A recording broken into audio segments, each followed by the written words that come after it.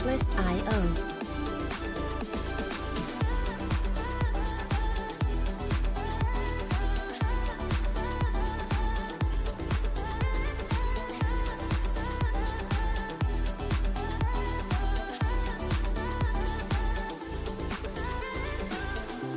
Music licensing reimagined.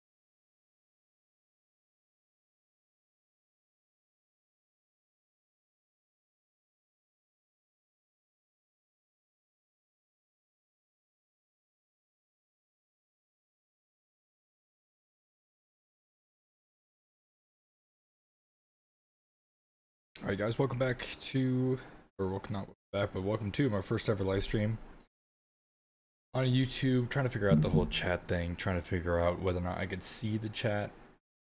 I have my phone next to me, trying to see whether or not everything looks good. Being that this is my first ever live stream, I'm fully expecting anything that can't go wrong will go wrong. And if so, so be it. So as you can see from the title, we're going to be flying on Microsoft Flight Simulator on the PMDG 737. So we're going to be flying from Chicago O'Hare down to Washington, D.C. And we're going to be going through everything, including the pre-flight.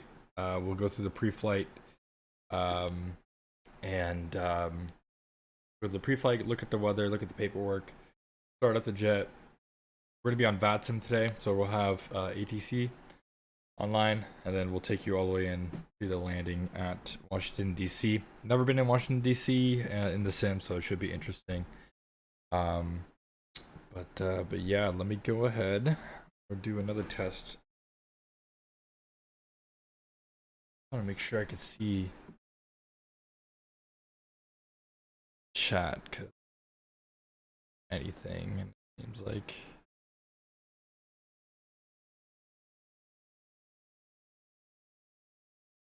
I don't know, it's not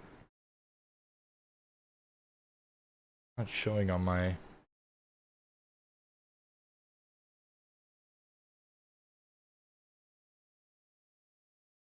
I don't know.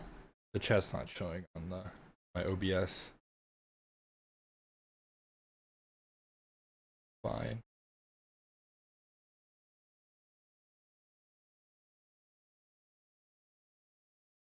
Oh well. But yeah, without further ado, let's go ahead and we'll get started here. First, we'll start off with the pre-flight with weather. So we'll go ahead and look at any segments in the area. Basically, any turbulence, any convection. As you can see, convection is going on over here in New York. And we do have some convection to the northwest of Chicago, so we won't worry too much about that. And looks like it's going to be a smooth flight. There's no turbulence plots or anything like that. We could go look at the Prague charts, and we can see that convection is coming from this cold front moving down, and we've got a stationary front over here. But other than that, a bunch of high pressure systems in the east, which will cause good weather. So we can go ahead and move forward, and it does look like that cold front's going to be pushing down eventually on Wednesday. So tomorrow I'll be coming through Chicago, and got a big span of a cold front moving down, and got the stationary front going to be dumping rain on the northeast. And then yeah, that cold front just going to move through. But everything should be good for tonight. We're not going to worry about too much. We'll go and look at the METARs real quick, just to kind of get a brief understanding of what the weather's like at both airports, and basically see if we need any alternates. So right now, Chicago, up here we got gusting wind, gusting at 20, 10 century miles, dew clouds at 25,000 feet, temperature 31, dew point 21, altimeter 2995. So good weather. Yeah, there's just gonna be gusting wind. But a broken lane is going to come in a little later at 5,000 feet, but everything is good as far as the takeoff minimums go. We're good. And DCA, it's going to be 8 knots, 10 century miles, few clouds, and broken layer. Temperature 25, dew point 15, altimeter 3005. And yeah, other than that, it's all going to be greater than 6 century miles of visibility, as you can see here. And then there's going to be some light showers, cumulonimbus clouds in the vicinity. But it's not when we plan on arriving. It's going to be tomorrow, so we're not going to worry about that today or for tonight's flight. So that's pretty much it. We can look at the radar, and like I said, so there's the system to the northeast, and then there's this band of convection going to be moving down that we saw on the Prague charts. It's going to keep moving down. Other than that, we're good on weather. We go ahead and look at our sim brief here. We're going to be United Flight 2029 with service from Chicago to DCA, and we don't need an alternate. We're going to be departing at 1:55, hopefully. We got everything set up here. Apparently, we're going to be taking 22 left. We'll see if FATSIM's online, and we'll get the ATIS from them to see whether or not we take 22 left. 96 passengers on board. This is pretty much good to go, so we go ahead and generate that flight plan.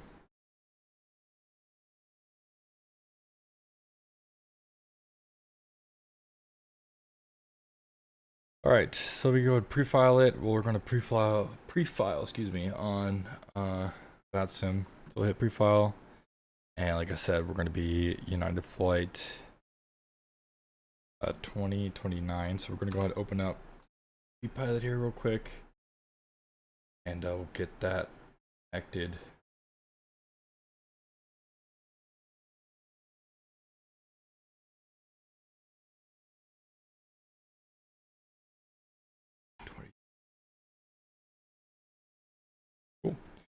Got that connected, so we have that. We're going to go ahead and move the dispatch release to this side, and then we'll input the weights and stuff that we need once we get pre-flighted.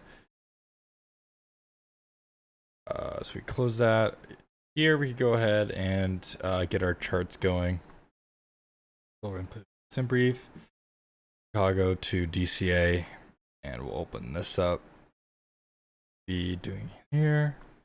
Said we're probably going to do the O'Hare 7, and then into DCA if we can open up the charts, and we'll go ahead and take the airport information, do the parking gates. I'm not comfortable with the visual because for the people that don't know, in DCA it's right next to the White House, right next to the Washington Memorial, or the Lincoln Memorial, excuse me, and the Washington Memorial as well. But basically there's rules that you can't fly a certain distance from these federal buildings, and so the visual, basically you have to fly the aircraft yourself and fly in between these two bubbles of airspace that you're not allowed to fly into.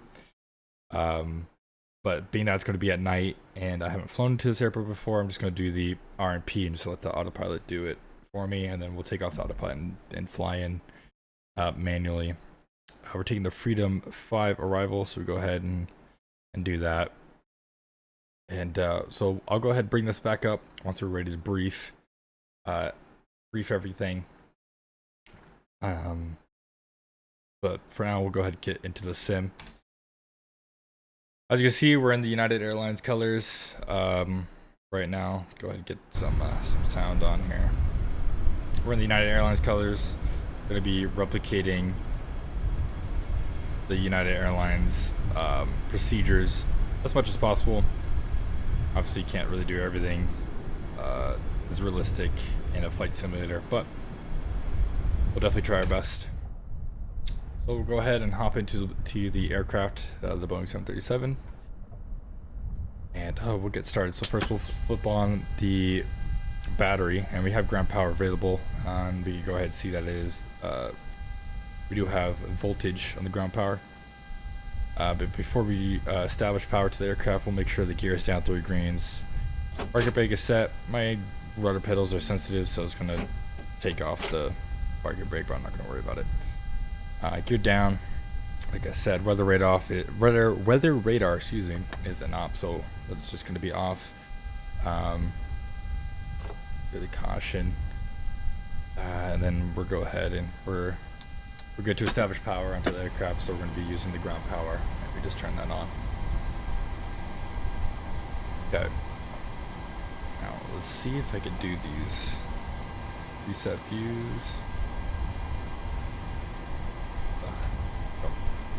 So we're going to pre-flight the aft overhead panel. Leading edge devices, PSEU light is extinguished, which is good. We'll set these to nav, and we'll go ahead and set this to the heading and status. Server percentage bonus switch is off, and as you can see, this is the backup landing gear indicator. So all of them are green, which means our gear is down, which is good. EECs are turned on. Go ahead and test the flight recorder. That is good. Airspeed morning test 1 and 2 is set, and we got the stall warning. This will not come on until a few minutes after we establish our AC power, so we'll come back to it a little bit later. But that's all good to go. We're going to come down here, and we're just going to set up the aircraft the way we wanted it to. Want it to be set up here, so I'm going to be referencing the operational flight plan that I have on my other screen here. But basically what I'm doing is I'm just taking the zero fuel weight, the cost index, and all the perf information from the operational flight plan given to us by dispatch, plugging it into this aircraft, and then we'll go ahead and continue with the pre-flight. So first we're going to start with fuel, and fuel to get there planned gauge is going to be 12,000 76. So 12,076. That's going to give us a reserve fuel of 3,000 pounds, and once we land, we'll have a remaining fuel of 4,257 pounds, which will give us roughly about an hour of flight time, which is the minimum for United Airlines.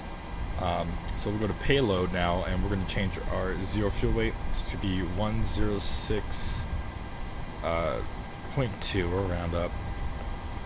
And we're fairly light today. Only got 72 in economy, 5 in first class.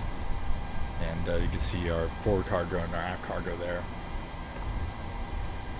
Now that is good, we're gonna go to the FMC. My nav data is out of date. Haven't really flown in a long time in the sim, but I'll go ahead and get it updated soon. So we'll go ahead and get the setup, so position in it. We're at Chicago O'Hare. Go to the next page, copy the GPS coordinates, and we'll put that in there. So that is all good. Next, we'll go ahead and pre-flight. Oh, wrong one. We'll go ahead and pre-flight the overhead. We'll start from left to right here. We'll turn on the yaw damper. We'll get the fuel pumps on. Go and check everything on the DC amps. The CPS frequency is around 400, which is good. And the ground power again is set. And we got 24 voltage on the DC power, which is good. Ground power is connected here. On the emergency lights. Chime. We got the fuel on board, so we'll go ahead and turn on the fast seatbelt sign. Press the 10 light. Ignition to the right. Window heat is on. And the probe heat here, good. Keep that the way it is. We'll do the cockpit voice quality test. Got the green light. That is good. Air conditioning panel is already set the way that I want it to. We go ahead and turn off the engine bleeds and leave the APU bleed on for when we do turn on the APU. And looks like we could go ahead and we can leave the packs off for now. So for cruising altitude, we could go ahead and reference our flight plan. So we're cruising at 39,000 feet. So we'll go ahead and set the pressurization to 39,000 feet. And we can go ahead and also reference the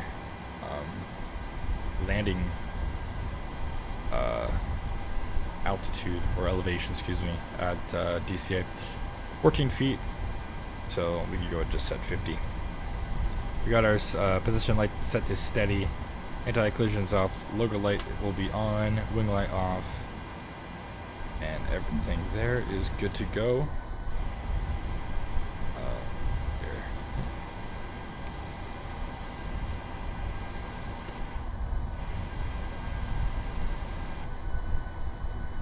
I swear I get these views, all the wing views. There we go. Ease. Okay, so we go ahead and look up here. We got 3 minutes left for the IRS alignment. I don't know if there's any. Oh, there is. We got Chicago approach. No ATIS though. So that'd be interesting.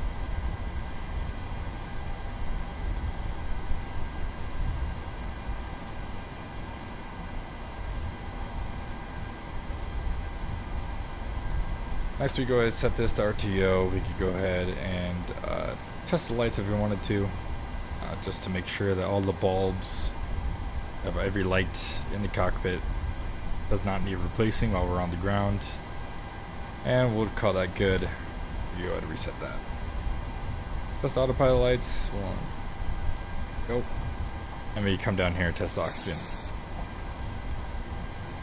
Right, that is all set to go.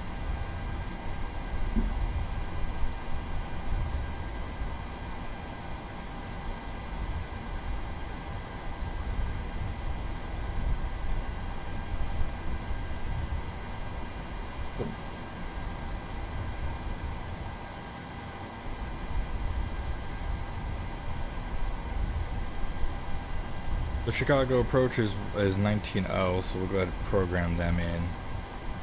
And we could probably request our clearance already, just to have it a little early. K9 for Houston. America 1315, Chicago approach, expect PDC. Alright, so Roger. they're giving down PDC right now. Which would be good for us. PDC basically means that the air traffic controller, which they're trying to do this now more in real life, so in the old days, or I guess not too long ago, you would call up ATC, request your clearance, IFR clearance, and they'll go ahead and give it to you. Nowadays with technology, it's called CPDSC. Basically, instead of telling you your flight Frontier plan, flight 295, radar and contact, stuff, altitude indicate 2000. after telling you your flight plan, what they'll do is they'll go ahead and send you your flight plan and your clearance through the FMC. In the sim, we can't do that, so we do PDC, which is pre-departure clearance, and it gets sent through the client here. And I'll on the second monitor, I'll go ahead and get my clearance on there. If I were a betting man and I were to take a guess of the O'Hare 7, our top altitude is going to be 5,000 feet. 5,000 feet here, and I'll go ahead and move this over here real quick, and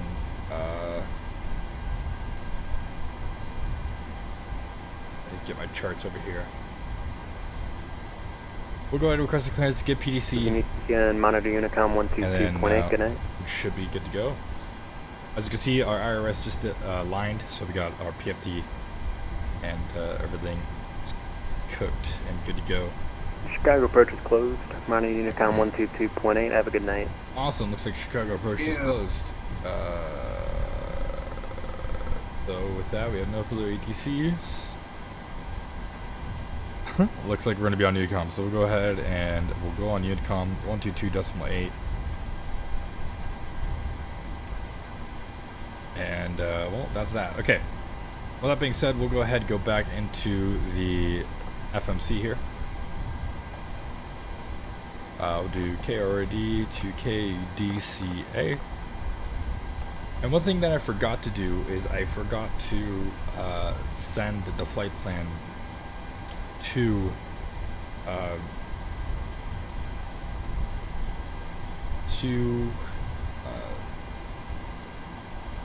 the aircraft. So we'll do the sim brief downloader. We got already to KDCA, and we'll export these the flight plan. And what I like about it, at least in 2020 and with this version of the PMDG, when you do forget about things like that, like sending your flight plan, you don't have to close the sim and restart everything. You actually still get it here. As you can see, since I put in the origin and the destination, I automatically knew that I wanted this flight plan. And as you can see, I just sent it while I was still in the sim, and it still got it. So it's loading up my flight plan right now. I'll go ahead and check what runways they're using in Chicago right now. Some approach went off the line. The route uplink ready, so we'll go ahead and load.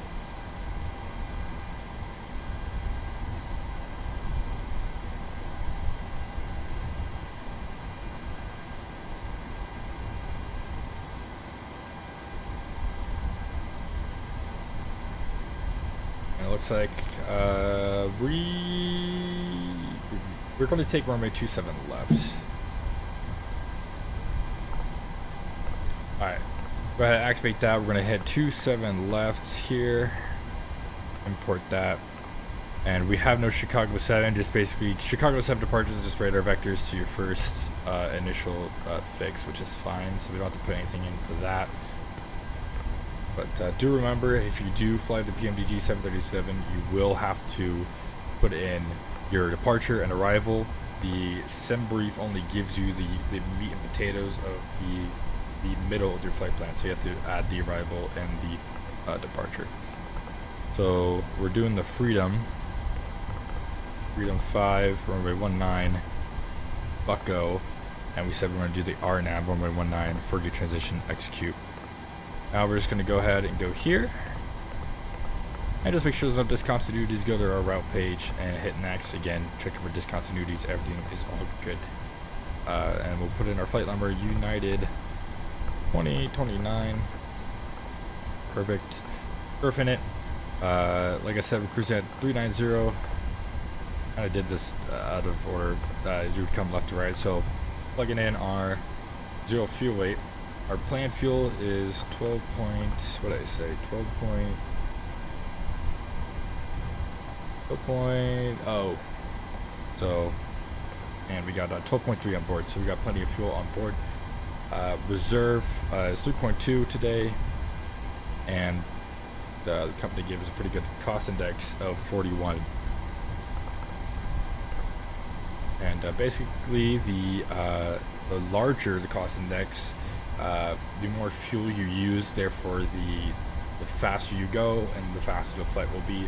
Sometimes your operational flight plan will give you a single digit number, and in that case obviously it'll be more fuel efficient, good for the airlines, but you'll go a lot slower than what you could do. So 41 is a pretty solid number, especially for this flight. So that's pretty good.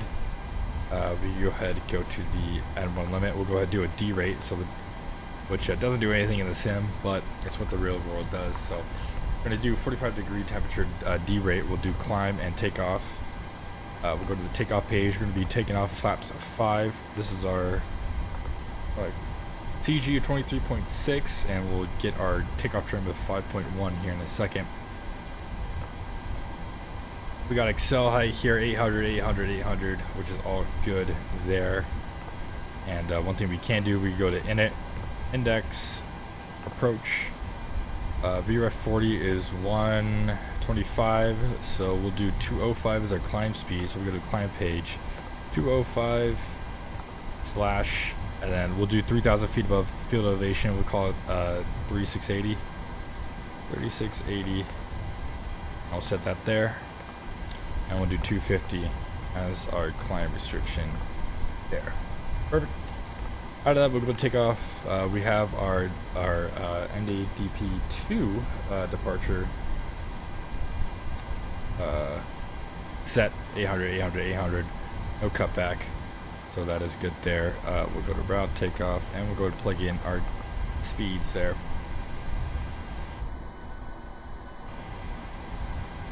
Cool. Now what we could do is plug in everything to our MCP, so we're going to go ahead and go to 127 there. Click on our flight director, click on autothrottle, turn on the other flight director, VNav, outnav.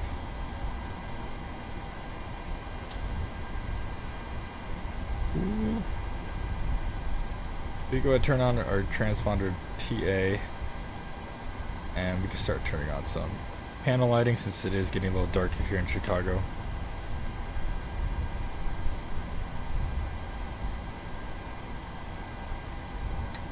And just making sure the dome light is off.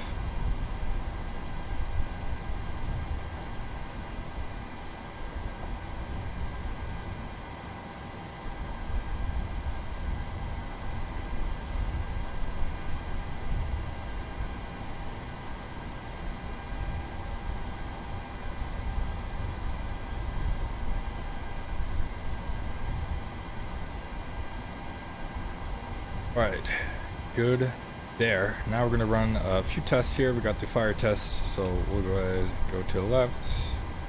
Got the faults, and we got the overheat detection. That's good there. Then we'll go to the fire test itself. Those with headphones, turn it down a little bit.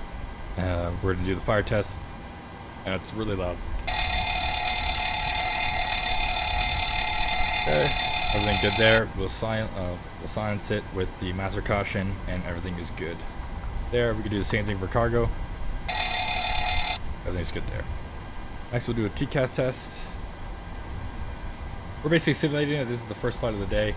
Pilot wouldn't usually do this every single flight that he has, but if this is his first time on this specific aircraft, then he'll go ahead and run through these tests. Just make sure everything is to his liking. Chicago traffic, FedEx 5517 short final, runway 28 center. Pull up. Wind shear, wind shear, wind shear. Terrain, terrain. Pull up. Airspeed low, airspeed low.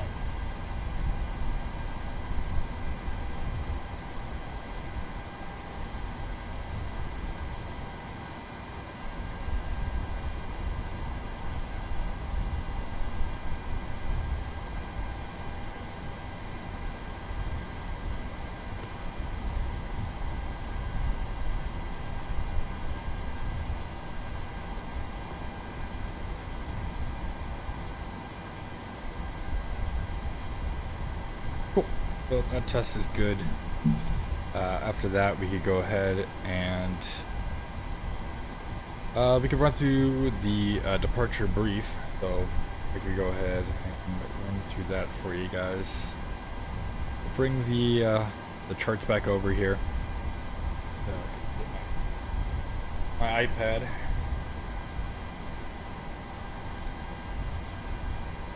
Check this.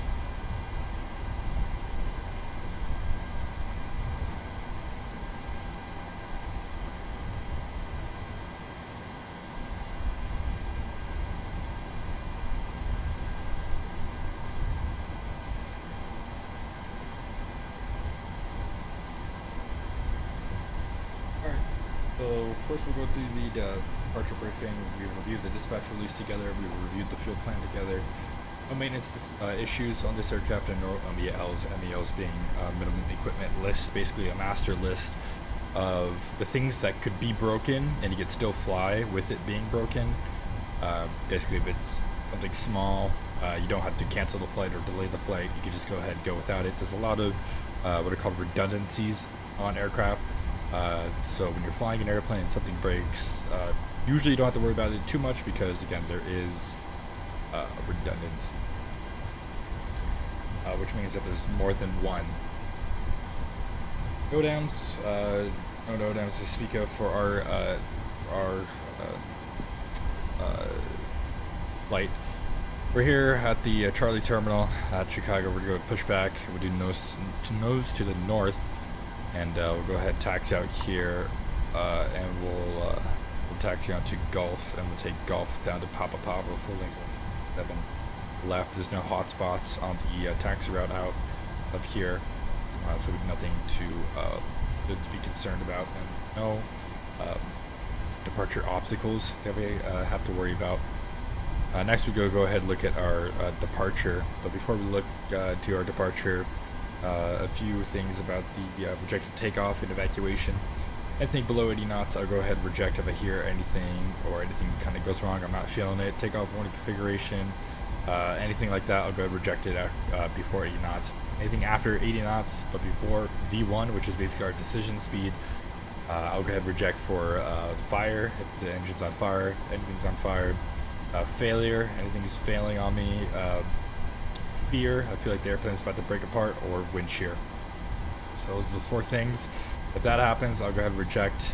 We'll do full reverse thrust, and we have our auto brakes and RTO, so go ahead apply full manual brake or full auto brakes on that. Anything above V1, we'll go ahead and take it up in the air. We're offline, so we can't really talk to ATC, but if anything goes wrong, we'll go ahead and try to take it back to Chicago because we have no takeoff alternate. And luckily the weather here is good, so we don't have to worry about any weather coming back in. Departure clearance, we have no clearance because though we can see weather and or wind shear weather information is perfect. We saw the weather all the way on the way down. It's going to be good. Takeoff data, we were doing a D-rated takeoff, 45-degree D-rate, and we went ahead and looked at our takeoff speeds. We're doing a noise abatement departure procedure 2. No cutouts. I already mentioned terrain obstacles. Displayed animations are going to be basically normal. Transit altitude here in America is 18,000 feet. And ACAR is initialized, and I believe it should be started. Oh no, not started. There it is, started. Cool. So for the O'Hare 7 here, again, it's just radar vectors to our first waypoint. So we're just going to be, if we go here to runway 27 left, these are the climb minimums, so climb 220 per nautical mile to 1,700 feet. We go ahead and do that because we're pretty light. We don't have to really worry about it. All aircraft expect radar vectors to first fix. Expect clearance to request altitude 10 minutes after departure, and top altitude for this departure is 5,000 feet, which already have programmed in. Perfect. Now with the departure briefing out of the way, we can go ahead and get into the pre-flight checklist here. Pre-flight checklist. Pilot and flight attendant briefings are complete. Flight deck windows are closed and locked. Oxygen has been tested, set 100%. IRS mode selectors are set to nav. Window heat is on. Pressurization is set in auto. Auto throttle is armed. Altimeter is set to 9.5 and set. Parking brake lever is, speed brake lever is down to 10. Parking brake is set. Pressure is normal. Engine start levers are cut off, and the MRD gear pins are on board. Departure clearance, or excuse me, not pre-departure clearance. Pre-flight checklist is complete. Now, what we can go ahead and do is we go ahead and start the APU, and we're just going to kind of get ready for pushback here. We'll start the APU, and with the APU being started, we go ahead and go to pre-plan the pushback here.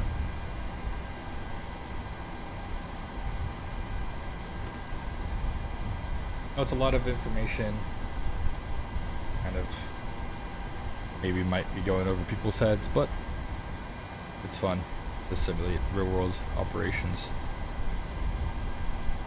There we go, we got our pushback.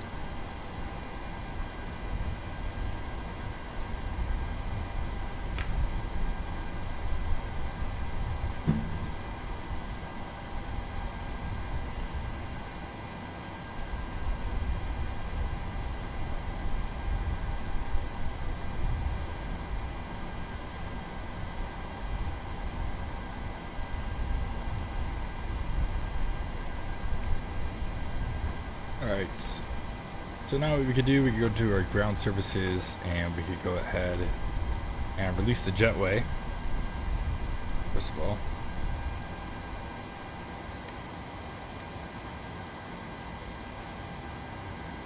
As you see, jetway is going away, and we could go ahead and look up here, verify that all of our doors are closed, which they are. As you can see, APU is online, so we'll get it on bus.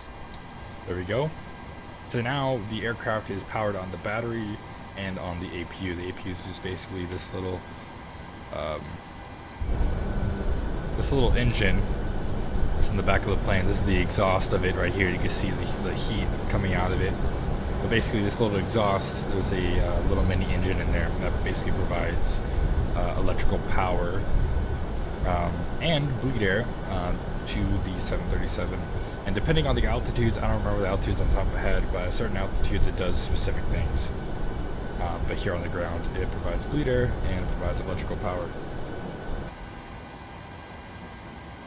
So now what we could do, now that we're on APU, we go ahead and request a pushback here. And while the tow truck is coming up, what we could do, we go and release the ground power, and everything else is released. Jetway is gone.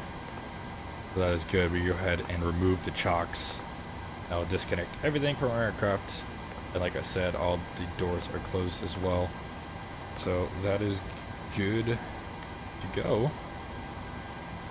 And we'll go ahead and wait for it to connect. But for the time being, we go ahead and run our before push checklist. Seatbelt signs. Seatbelt signs are on. Fuel planned 12.0 at the gate, 12.1. Hydraulic pumps are coming on here. Hydraulic pumps are on. Fuel pumps are on, and crossfeed is closed, and doors are closed. Before push checklist complete, we go ahead and turn on the anti-collision light for the 737. Whenever you do turn on the anti-collision light, it's to signify to other personnel on the ground and other aircraft that you're about to start your engines. We'll set our parking brake here, kind of get this to work.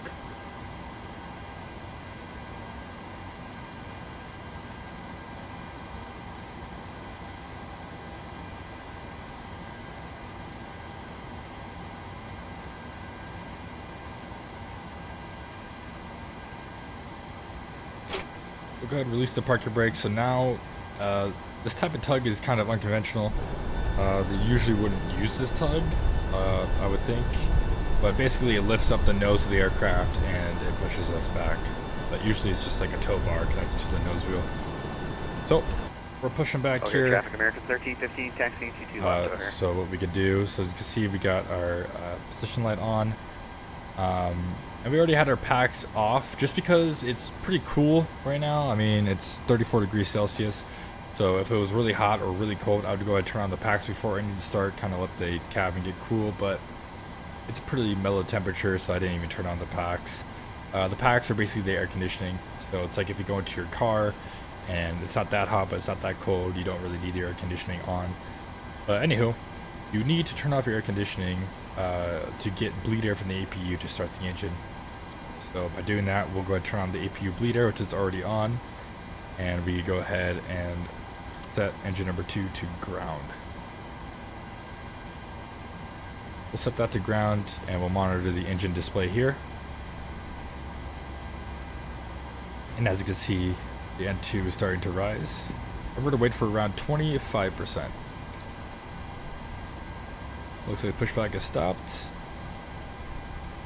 And we go with set brakes. He's going to go ahead and release us. There it is. Introducing fuel to the engine. And then you go ahead and go outside here. Sorry, it's a little loud.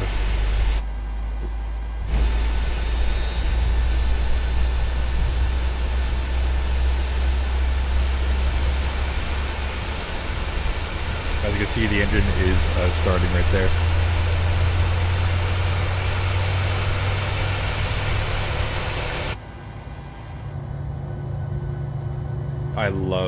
I mean, Microsoft Flight Simulator, once this PMDG 737 came out, that was amazing.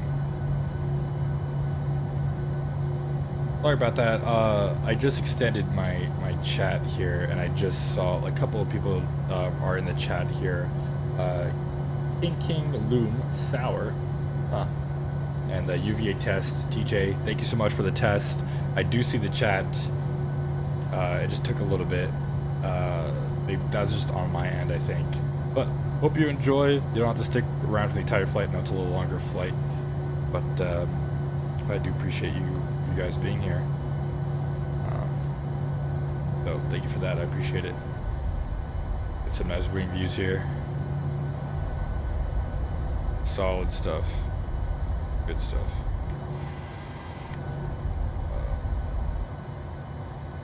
Where is? There it is. Okay. So engine number 1 is started. We go ahead and set that to continuous. And we'll set this next one to ground.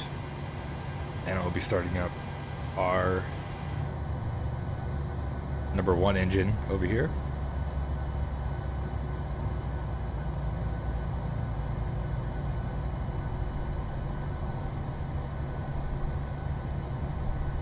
Over here, traffic American 1350 departing 22 left over.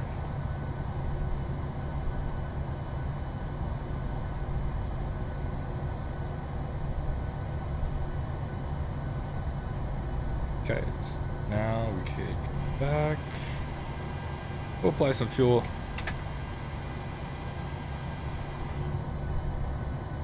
And hear it start up.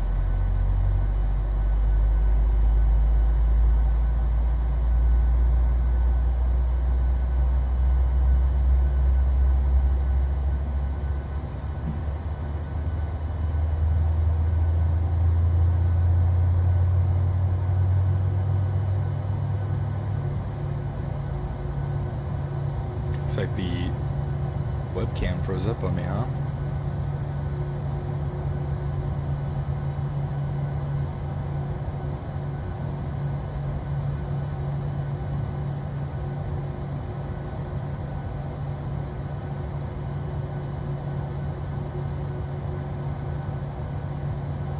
My official count, no pressure. All the pressure, my friend, all the pressure. It looks like my video camera kind of froze up. If you guys see it on your end, let me know. I could go ahead and just shut up the webcam. We don't really need the webcam to fly plane, but I figured it was just kind of like a bonus. Okay, so there we go. Go ahead and turn on the taxi light. We'll get that one on to continuous. We'll get the engines on bus, and we'll go ahead, turn off the bleed, turn on the engine bleeds, get the packs on, get the probe heat on, and it's going to be a great departure out of Chicago, especially in the sunset. So After start checklist, generators are on, ProKey is on, anti-ice is off, recall is checked, auto brakes are RTO, flight controls are checked. We can go check that here.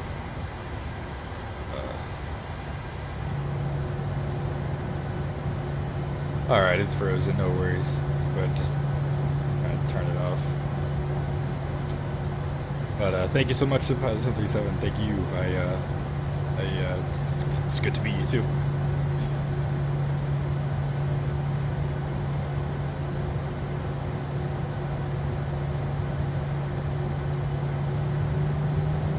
Oh, here is it. Looks like my yoke. Yes, I am using the Real World United Airlines checklist, which is basically the same as the United Virtual checklist.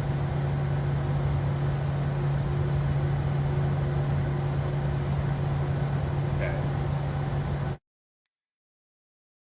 Sometimes this crashes desktop, so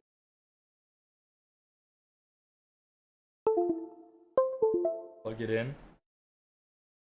For some reason, my yoke, I think it's the USB, because I don't really have that many USB ports on my motherboard. But for some reason, my yoke always gets disconnected. Okay, there we go. I think I need to get a new USB hub, because the USB seems to disconnect, which is weird because my throttles were connected to my yoke, my SciTech yoke, but the throttles worked with my flight controls didn't. That's weird.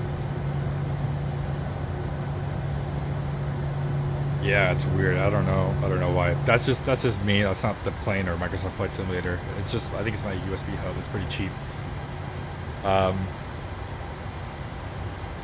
But yeah, okay, so cool. So after start checklist is complete, we'll go ahead and start our taxi. And we'll go ahead and let everybody know.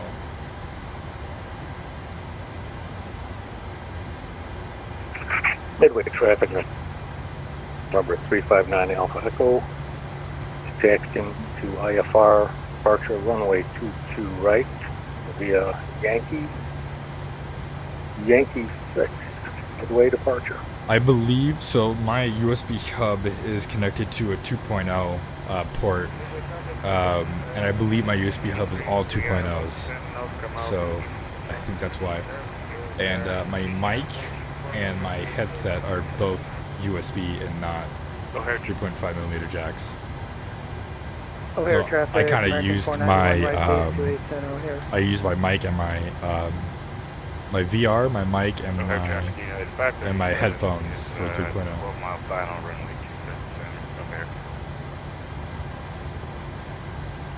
O'Hare traffic, United Flight 2029, taxi runway 27 left, full length via Gulf, Papa, O'Hare.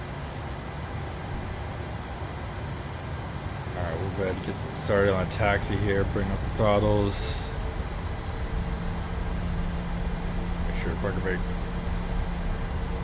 Yeah, okay, park brake. A little slow roll.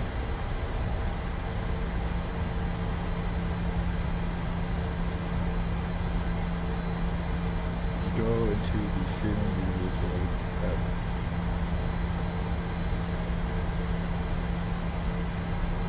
Yeah, I think it's definitely the voltage thing, and I definitely think that it's the USB hub itself. I think is the problem, just because it's older and it's not really that good. I just kind of got it. I just kind of found it, you know. So I think I need to get more high quality.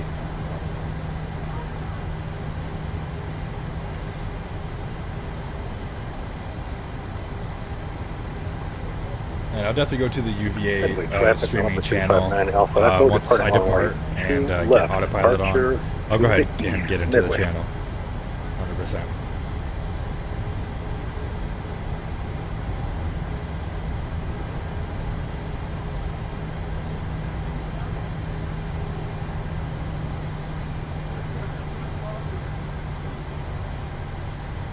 Alright, we'll go ahead and make a right here onto Gulf.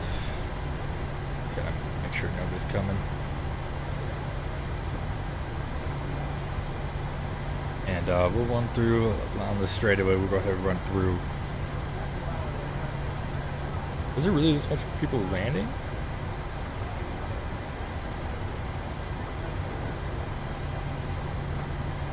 No, I don't have any open USBs anymore. I've used up all my USBs.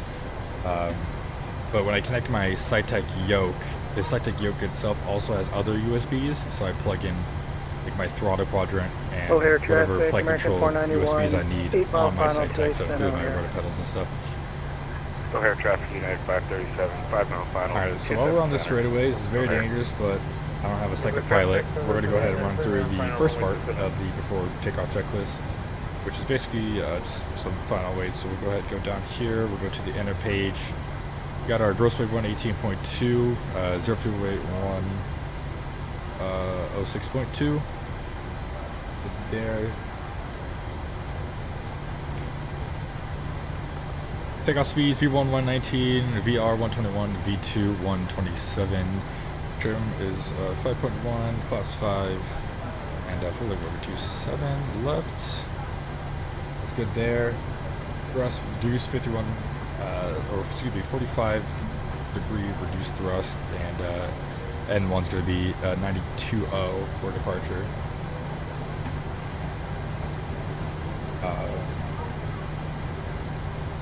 Trim is 5.0. I need to set that. Hope I'm not crazy. Okay, not like going off the taxiway here. Alright, we should be good. Alright, cool. So trim is set 5.0 and 00 set. Runway 27 left. SID O'Hare 7 transition is mobile.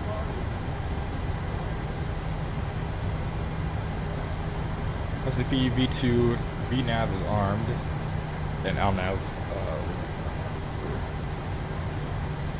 ready to depart. Altitude 5,000 feet. That is also set.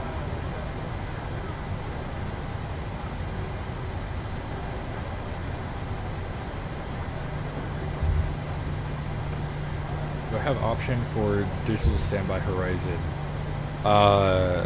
For this pack right here, you do. So there's a lot of customization. This one is one of the United Airlines verified liveries, so it has all the United Airlines specifications, including not having a HUD. So usually if you click here and it does have a HUD will flip down. And on some of their 737-700s, they're pretty old, so they actually have the older style MCP, and the standby is a little bit older. However, you can't get a digital one.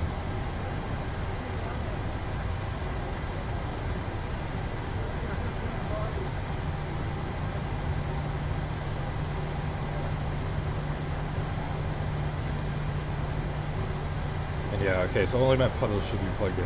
Okay, good to know, good to know. Alright, for the rest of the departures, so departure announcement is complete, takeoff crew reservation. Ooh, oh, flaps. Flaps, it's important. You need flaps, guys. Make sure to put down flaps. Engine bleeds are on, packs are auto, packs are auto, presentation is set, start switches are continuous. Recall is checked, and transponder is TARA.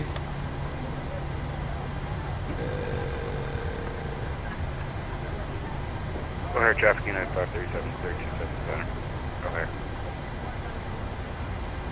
So yeah, you can sometimes. You could customize O'Hare anything traffic you want. American 491, So short let me go final ahead 28 center O'Hare. and I'll go ahead and line up or hold short, excuse me, over my 27, and I'll show you everything you can do here.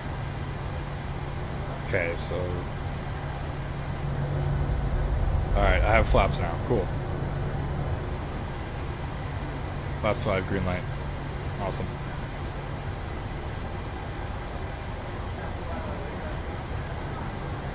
Oh, you're right. FL recall.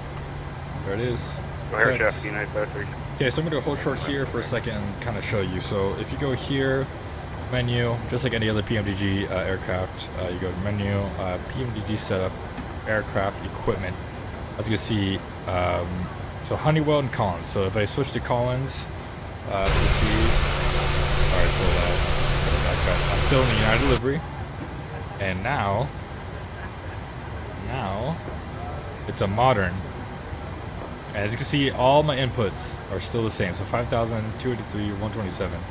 All that is still the same.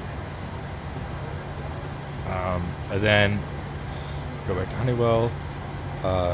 There's so many options, but basically you go through all of this. And I'm trying to remember. So we got ETOPS, analog. So it's got analog, and you can change it. Those are your options. As that, you can actually hear it. You can hear there's a little sound difference between analog and there's no, like, I don't know how to describe the sound, but when you change, there's a little sound difference there.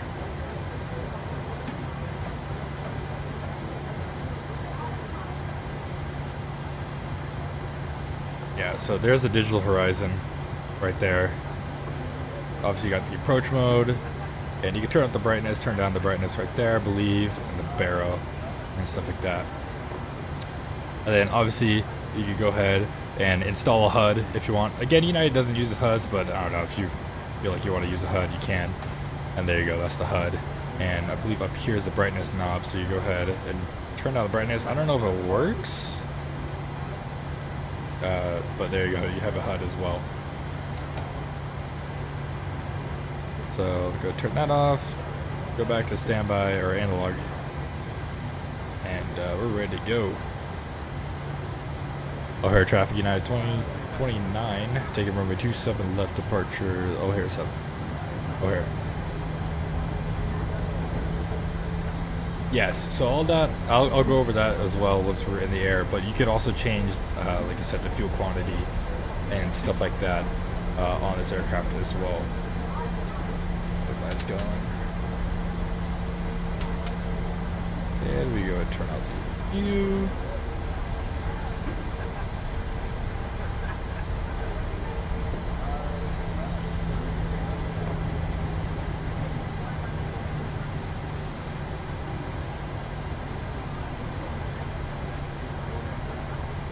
O'Hare traffic, American 491, cleared 28 center, O'Hare. We'll fly runway heading, and then we'll go direct. Bring it up to 40%.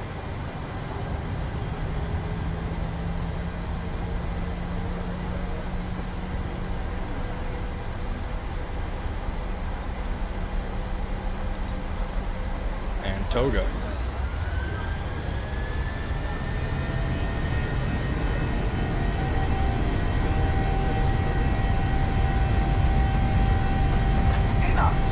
Cross check. E1, rotate. Oh my god. It happened again. That is dangerous. That is dangerous. Hold on. Not enough right now. So hopefully mid-flight I can figure out something. Let's see, ready for this? Look how dangerous that is. Luckily, I kind of... I was like, why aren't we rotating? That's kind of weird. Alright, you're up. Sorry about that. Yeah, so FD is off, or FD is on, so I can still see the bars if you look at the MD. So basically what's happening is, as long as you arm a means of vertical navigation and a means of horizontal navigation. So right now VNAV is my vertical navigation, so I'm following the bars. It's going to take VNAV all the way up to 5,000 feet, which I'm almost about to hit. And then if I arm heading, it's telling me to maintain heading. So if I go to LNAV, now it's telling me to go to my flight plan, and now I'm still hand flying. I'm flying to my flight plan now and turning left. So I'm going to go ahead and up the altitude a little bit before we hit 5,000 feet, and I'm going to go ahead and try to go all the way to my cruising altitude. I'm still hand flying a little bit here. And we're in a left turn, and flaps 1. And go ahead and lower the pitch a little bit.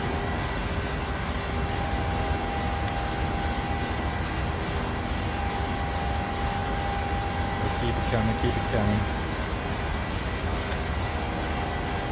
I'm just gonna stop it there. Okay, we're gonna do up and off, and we'll still keep her climbing. Still keep her climbing. And reapproach the flaps up speed. That way get flaps up. And we have a positive trend. A little premature, but I'll go ahead and get on the Command A. And we'll get this all the way up to 39,000 feet.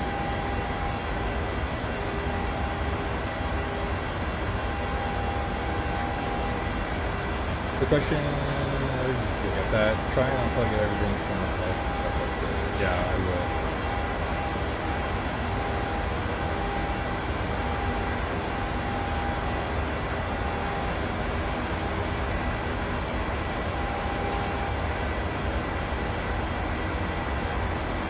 O'Hare traffic, American 491, crossing 28 right at Echo Echo, O'Hare.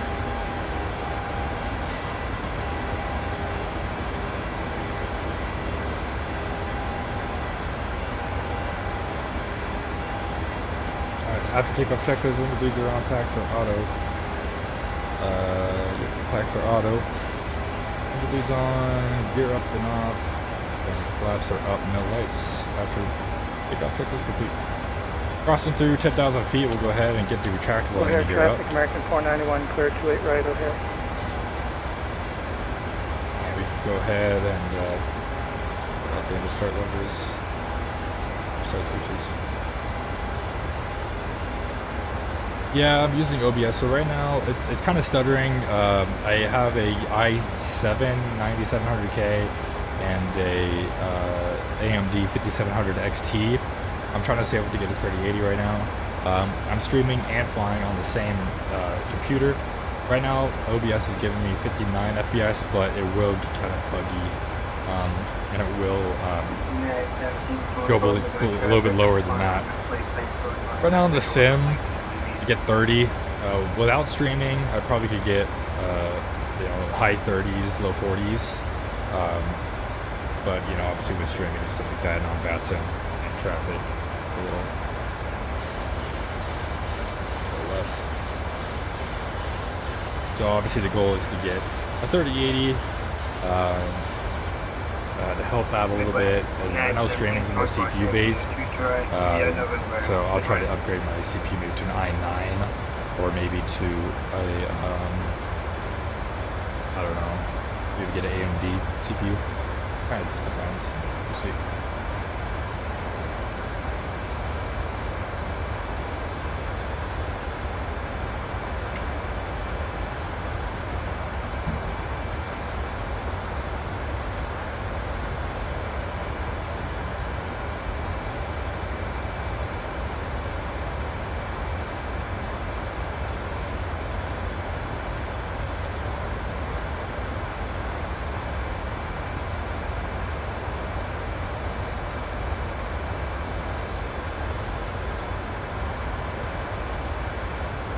Take out 22 right.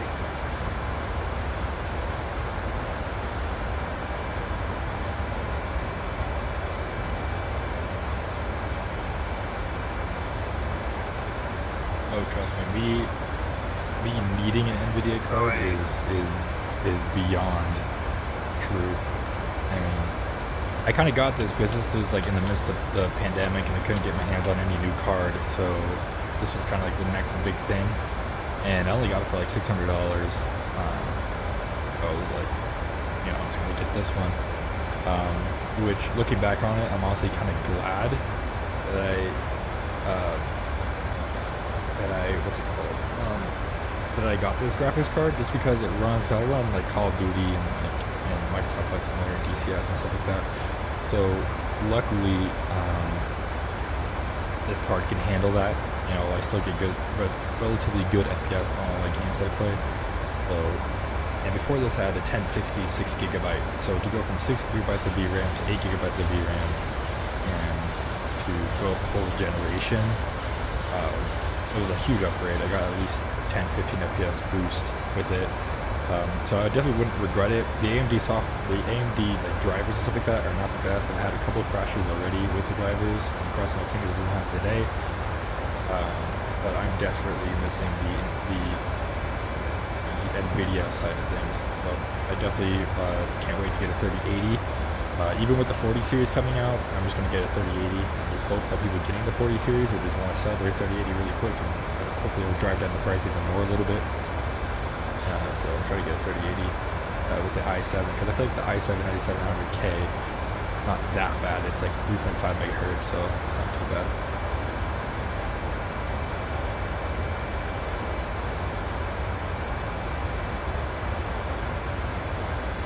Yeah, dude. It was weird to say that, because when I got it, like I said, I got it for like $600, and like at a point before the stock of the new graphics cards got better and people were actually able to get them, I swear to you, the $600 graphics card was like, I could sell it for $1,000, but I just never did because I had no means of getting a new graphics card.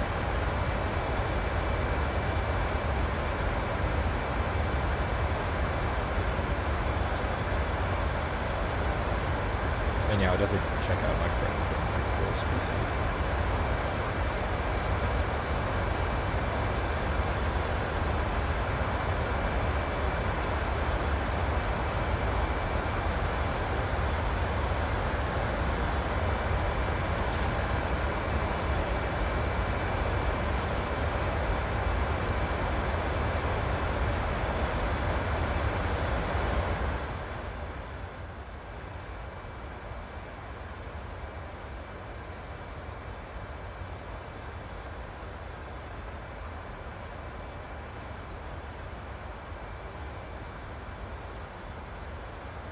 $2,200. That sounds like a really good deal.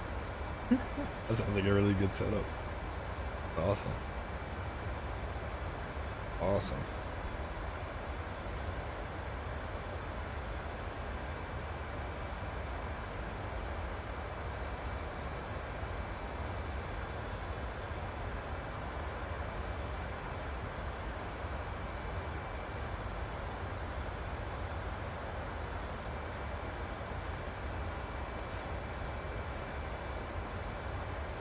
Hey, 2080 is not bad.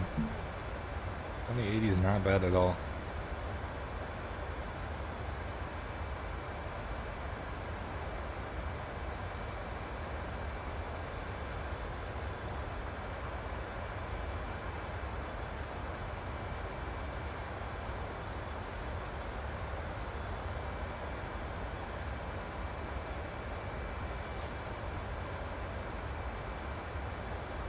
Yeah, I have a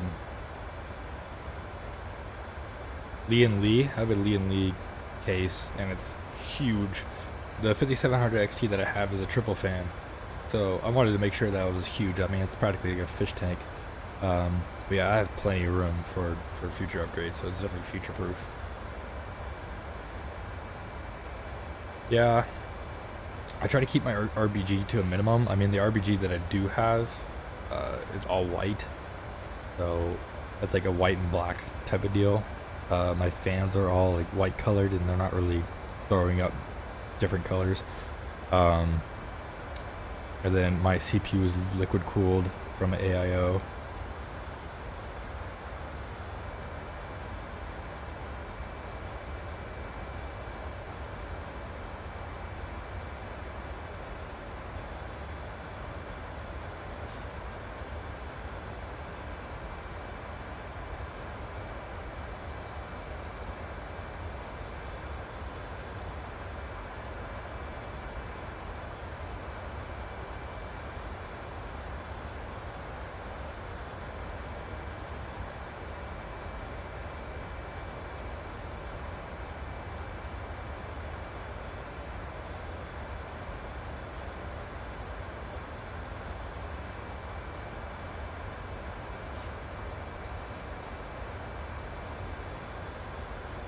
I'm not sending out this donation link to you. I just want to see if it works.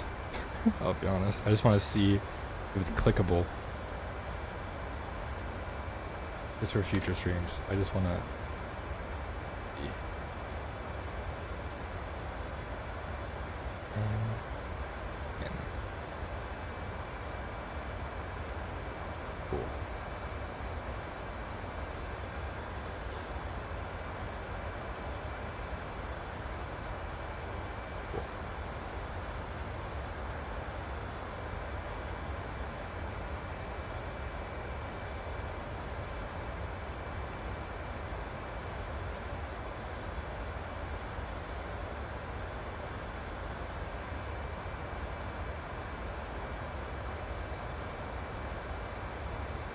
Okay, I think it works.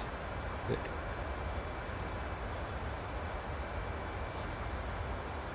But yeah, I can't wait to get a 3080.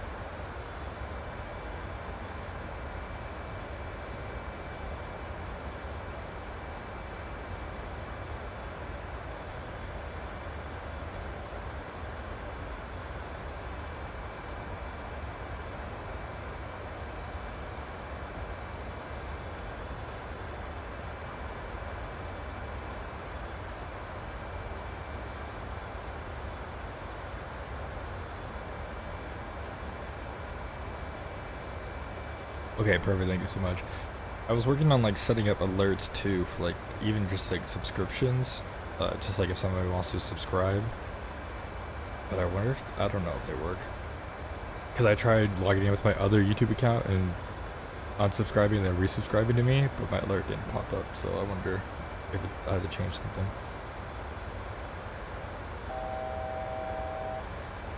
All right, approaching.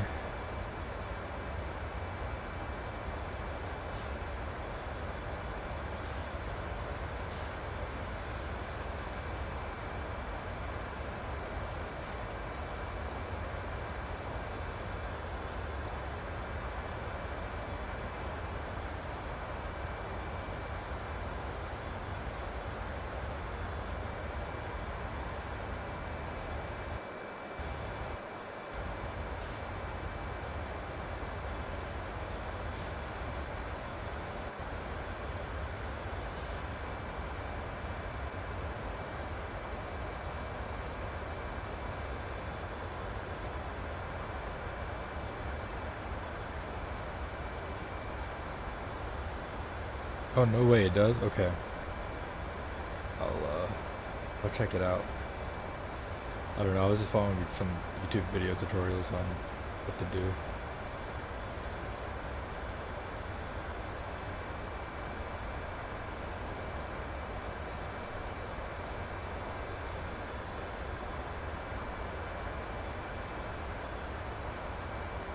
Interesting. Okay.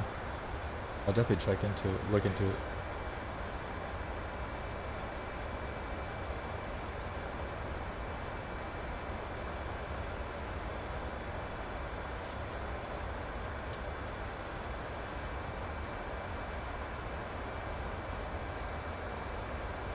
Okay, I'll look into another option. I'll see if I can find something.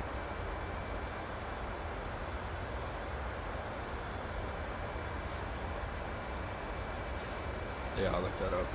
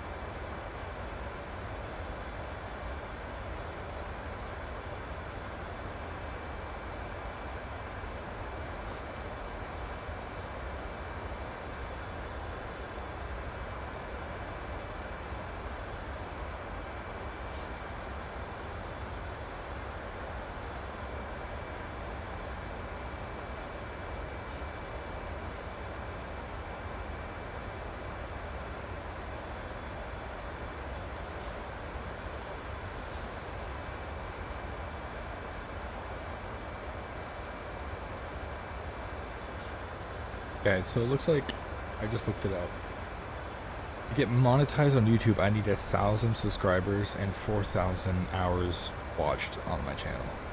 And I need to, that is just to get monetized, and after I get monetized, that's when I could turn on super chats and donations on YouTube. That's what it is. So I need an outside source for donations and tips. So I think that's why. But yes, this is a cabin view. Hold on. I have like a couple different cabin views. This is what we got.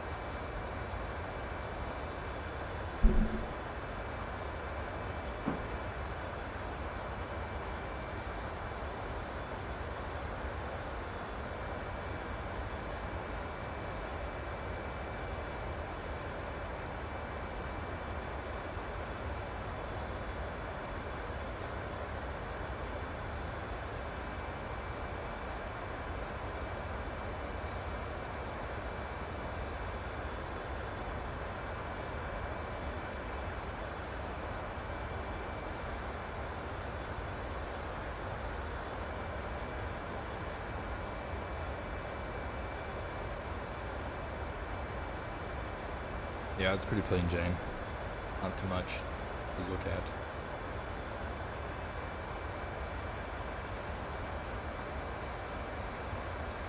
No, so you can't any like the custom like cabin lighting.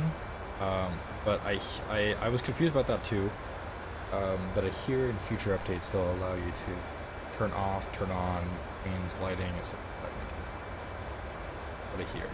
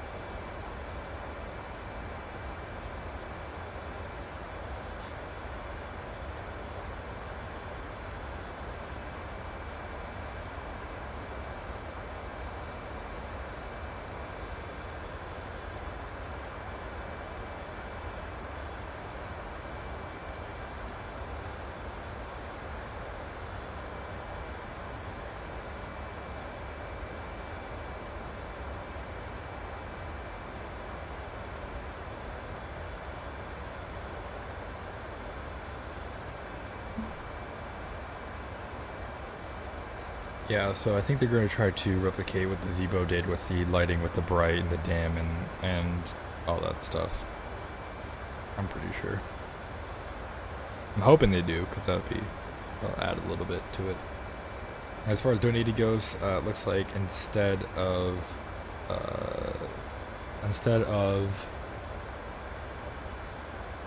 the super chats, which is only, you know, when I get 1,000 subscribers and whatever, there's either I post a link to donate to my PayPal, or I have to use Streamlabs or another source for donations. So I just looked that up right now, so I was a little AFK, but I didn't think it required you to log in to donate, which was really weird. Sure, let's get into it, huh? This is the main menu. Right now, data link isn't available or anything like that, so you just have FMC, PMDG set up, and FS actions. So FMC just kind of brings you to everything that you need for the FMC itself. So the ident, the pause, the perf, the takeoff, approach, all that stuff, right? 3D setup is more for changing things. So if you go to aircraft, you could load from another, which means you could load. So these are other registrations of deliveries that I have. So if you scroll through here, it's just all the different, like Alaska Airlines, Southwest Airlines. So if you like a certain configuration of an airline, but you want to fly another livery, you can go ahead and import the configuration from here.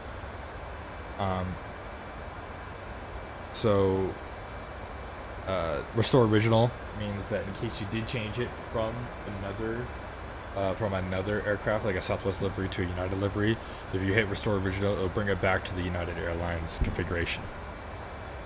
Failures, I have failures on, so you can do every little failure, like a program failure. So APU air, you know, you can arm different things in it. Service-based failures, maintenance if you want to clear it. But if you go to all systems, I have random-based failures on, and if you click maintenance, it'll tell you when your next service is. So it says 212 hours till you need to service your aircraft. So once this starts ticking down a little bit and it gets really low, is when you'll start to notice that you're having a little you just like to get more problems with the plane. So once you get close to your service time or service hours, you just hit service all, and it'll reset the service cycle. But yeah, you got plenty of failures for engine fire. So when you do your 737 training, you go ahead and simulate an engine fire or a V1 cut or anything like that. So you just have so many different failures. I want it to be random and as realistic as possible. And PMDG's service-based failures is what allows it to be as realistic as possible. So it's just kind of random, and they took information and data from real-life 737s and kind of computed this random service failures to be kind of like realistic. So the probability of something to break on this 737 aircraft that old would be this, and then they inputted that into the 737 here. So displays, like I said, so you can go change literally everything. You could do the split axis or single queue. You could choose whether or not you want the ground display on. Got a whole bunch of things here.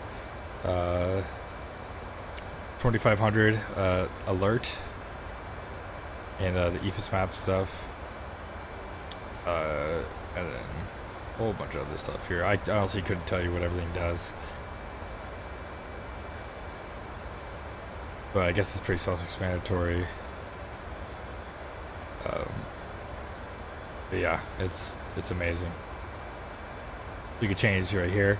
So you got kilos to pounds, brake temp indicator, and then back to that, and then equipment. As I said before, you gotta change everything on here like this. Minimums call, no minimums call. That's like the first officer calling it out. That's all the call outs for the JIPWIS. ETOPS, you could certify your aircraft to be ETOPS certified.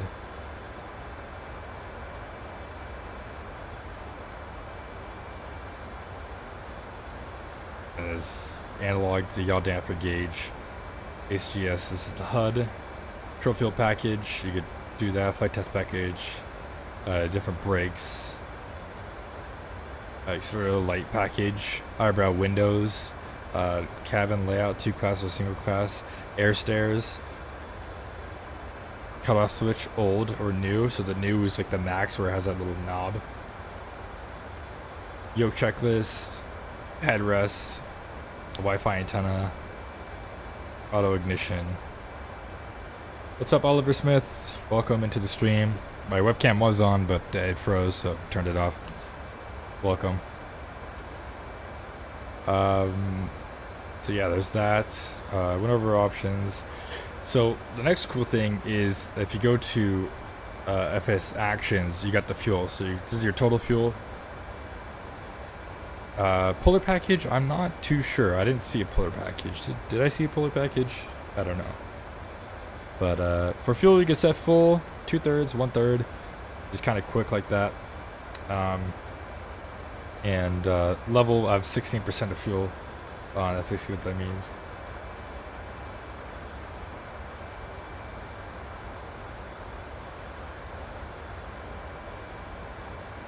Payload is, you can change how many first class passengers you have, economy, forward, cargo, aft cargo, your gross weight, your zero fuel weight. Right now we're 59.7% loaded. You can set max, empty, or random. Doors, self-explanatory. You can open and close opening exits and doors, and stuff like that. Thank you so much, Oliver. I appreciate it. Make sure to subscribe if you do like the vibe. I'll be trying to post more videos and more recordings and live streams of the 737. Anywho, so the pushback obviously is disabled in the air, but you could go ahead and when you do pushback, there's a way. I don't really mess with it because I use this pushback add-on, but I guess there's a way that you could control the pushback tug, which is pretty cool. On the ground services, unfortunately, that's also disconnected in ground maintenance. The ground services, on the top of my head, you know, it has everything that you could ever want. So that's the thing. yes, all of this is in the FMC, but PMDG is also bringing out a EFB, and the EFB will have so much more than the FMC can even carry. It'll have things like your performance, so it'll calculate your D rate, it'll tell you what selected temperature you want, it'll calculate what flap setting you want, it'll calculate all that stuff that usually the company gives you. It'll have Navigraph integration, so you can have your charts on there, and a whole bunch of other things that they're going to put onto that, which is pretty cool.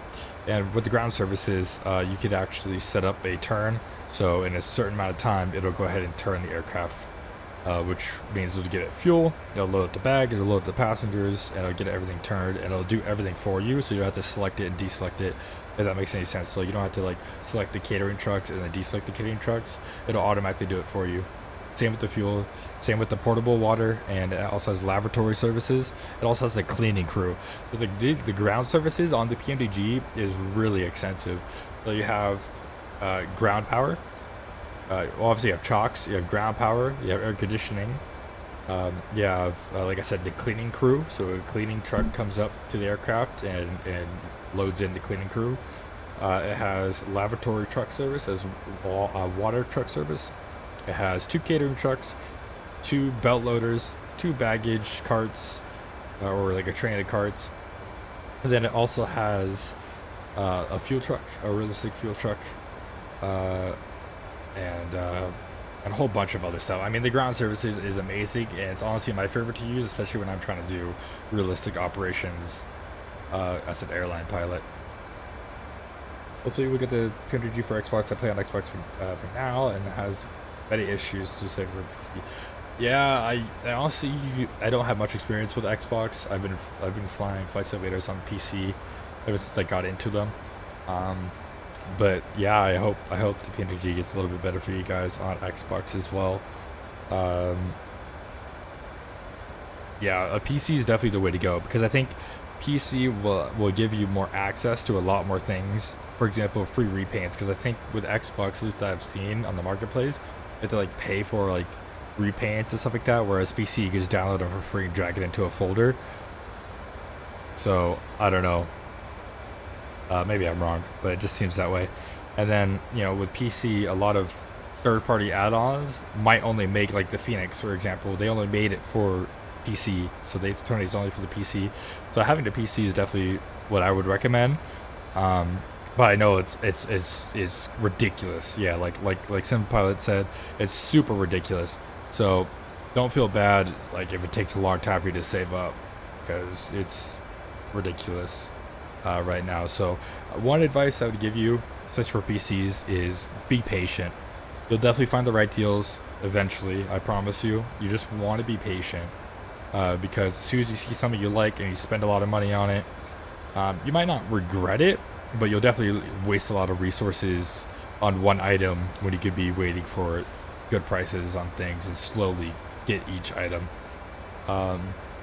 Even if that means to get one item at a time. For example, you get your case first, and then you save up a little bit, get your motherboard, save up a little bit, you know, slowly build it, then do that. I mean, it'll be a lot easier.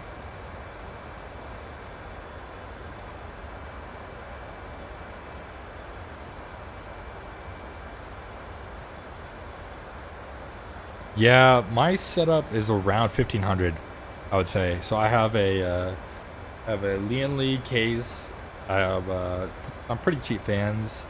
I have a 5700 XT graphics card, which was around $600. I have a MSI Gaming Edge motherboard. I have a Intel i7 9700K. And then I have a AIO and then 16 gigabytes of RAM, which I'm going to upgrade to 32 soon. Yeah, I'm sorry. I'm streaming and playing the game on the same what's it called? On the same computer. So the stream is definitely going to lag a little bit. I'm really sorry about that. I'll try to fix it eventually. So you will see some stutters.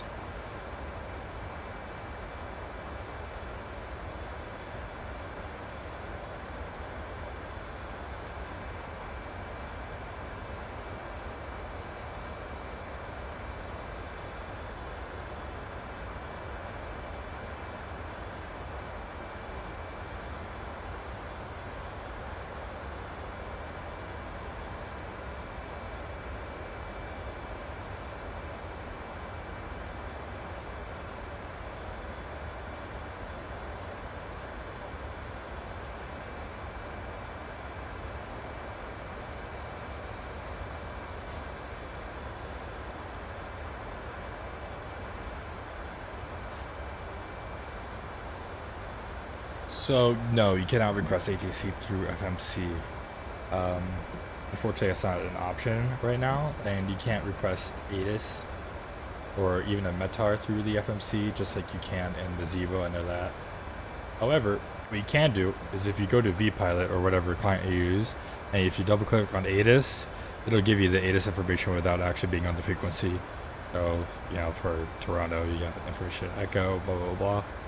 So that's kind of how I do it, especially on approach where I don't want to keep switching frequencies back and forth. And yes, I am connected on VATSIM right now. And as you can see, we got nobody. Unfortunately, Atlanta and Jacksonville are online, but I don't think anybody's going to be on for us. Looking at this here, we close that. Then dark. And we'll change. So we still got a little bit away, so we're over here. I'm going to start down and then make our way into DCA.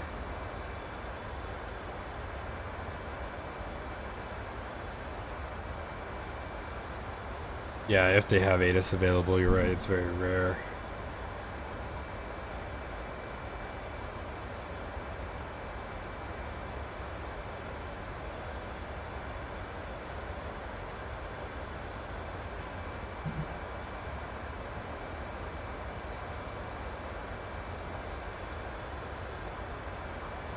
So we could go ahead and do the climb page, the cruise page, Mach 0.79.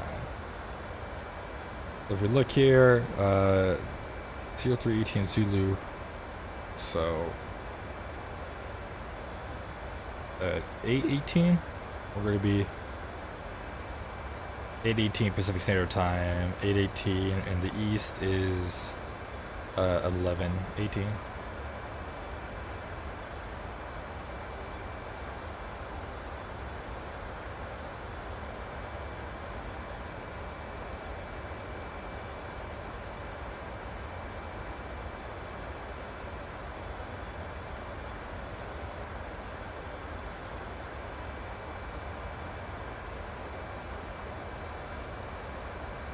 Oliver, do you just mean for like YouTube?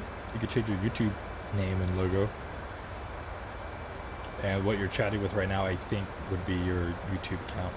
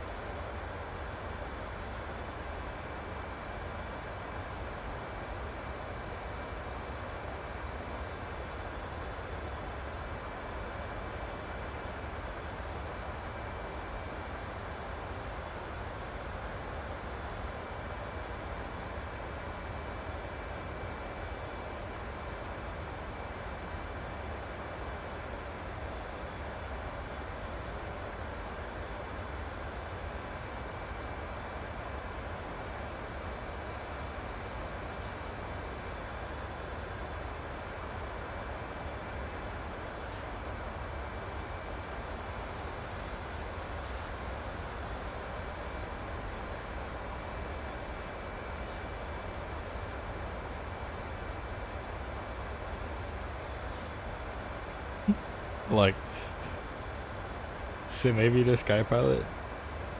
These are good choices.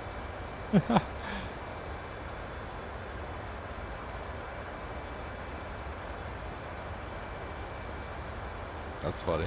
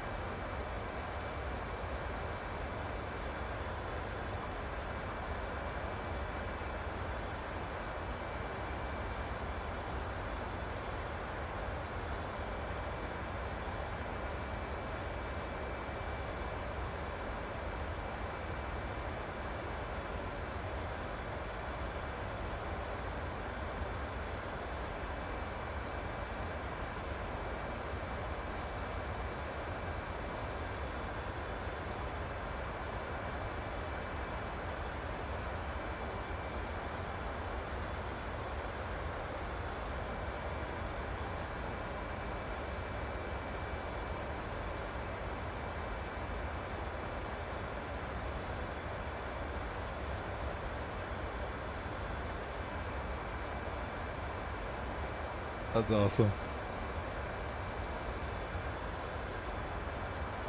That's true. I'm actually half Mexican myself, but my Spanish is no bueno.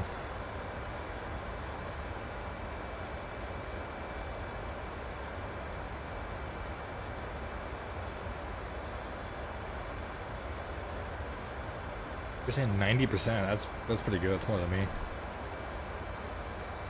That's crazy. Yeah, I don't know. I know Spanish enough.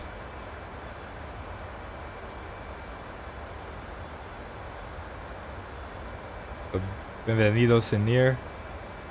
¿Cómo estás? Buenas tardes. I guess, buenas noche.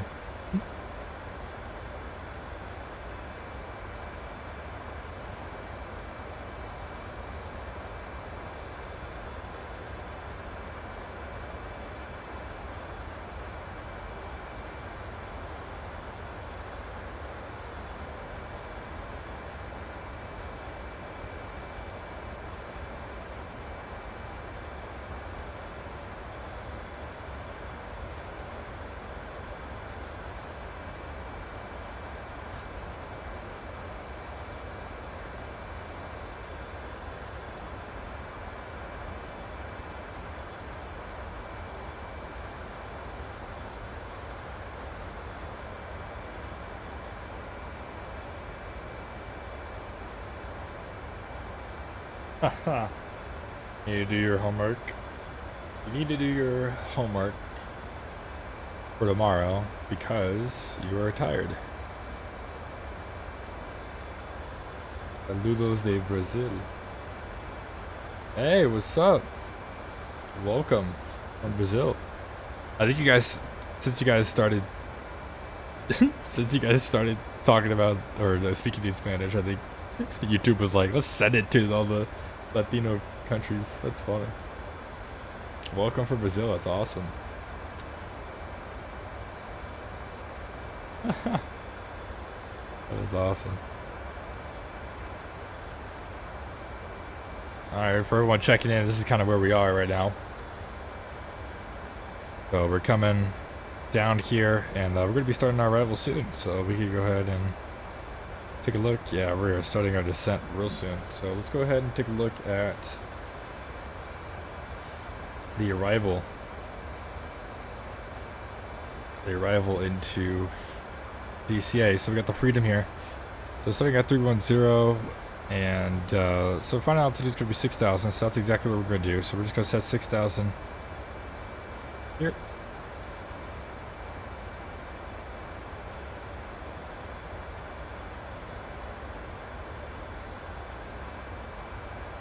Yeah, I think it's hot everywhere, man. Okay, approaching top of descent here. So down to 6,000 feet. Cool. So we got speed restriction at 280, 280, 280, 280, or excuse me, 250, 250, 240. And I trust the PMDG enough that we do have those restrictions in here, which we do. We got 280, 280, and then 250 here, 240, 210. Cool. No, we are not going to Chicago. We are left Chicago, and we're arriving into DCA, so we're going to Reagan here. Going to the RNAV runway 19. We have the Fergie transition, or I take the Fergie all the way in. So we're going to set that at 1,500 feet and a decision height of 478. So let's go ahead and set that here. And our barrow.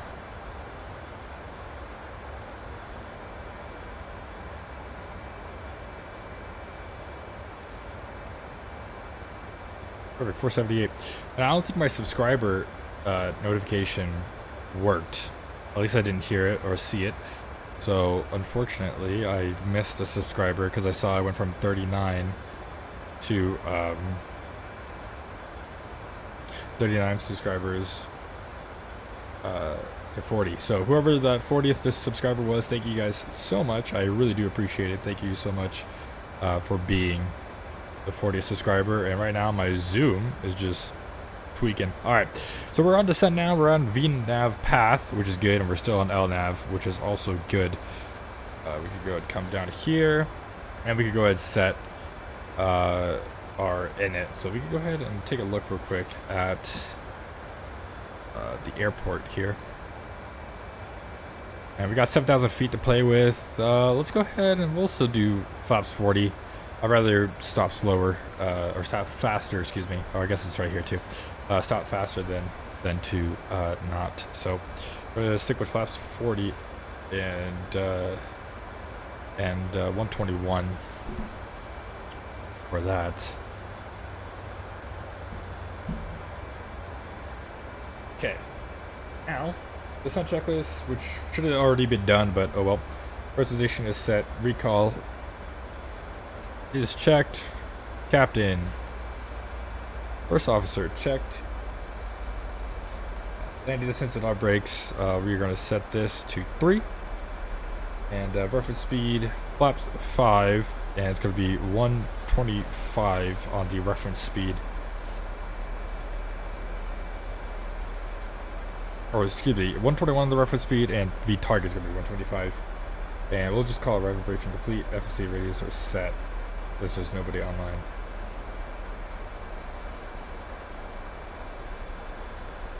Now, admittedly, I've been flying the F-16. Let me just double check to make sure we're not supposed to be with anybody.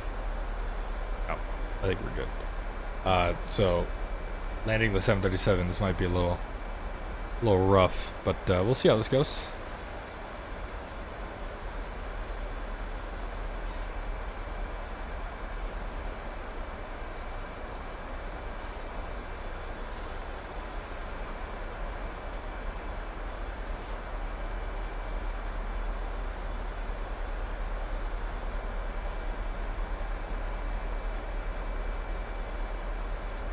I kind of stinks that my subscriber notification didn't go off. Maybe I have to set up something in Streamlabs. I don't know why it didn't go off.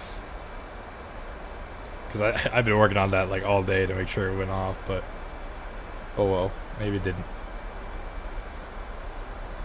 Maybe I just didn't link up my YouTube channel correctly or something.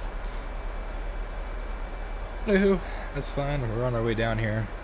Got everything set up the way we want it to be. We go to get our landing lights on.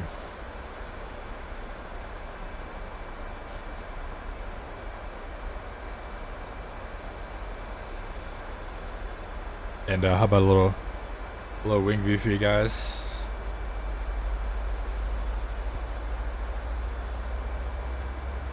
Yeah, definitely hold on to your hats. A little wing view action for you guys. I mean, FS 2020 is so nice, so beautiful. Love the lighting. Love the 737. Good time.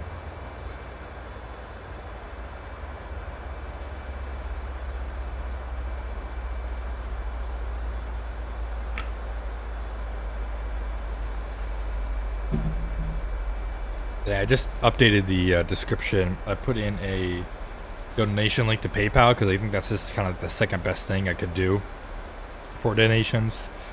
You guys don't have to do donations. I just want to see if the link works, and I think if you click on the link, it might require you to log into PayPal. If so, let me know. I just want to see what the viewers see. Again, not asking you guys to donate or anything like that. I just want to see what the viewers see, just so I know on my end, because sometimes it looks different on my end. So if you go to the description, there should be a PayPal link. Let me know. You probably have to log into PayPal. If so, let me know, just so I know. And I just want to make sure everything is set the way it's supposed to be.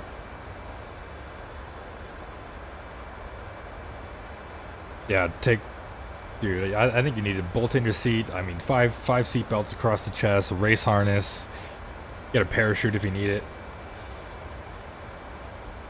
100%. You'll get a full money back guaranteed with United Airlines if this does not go well.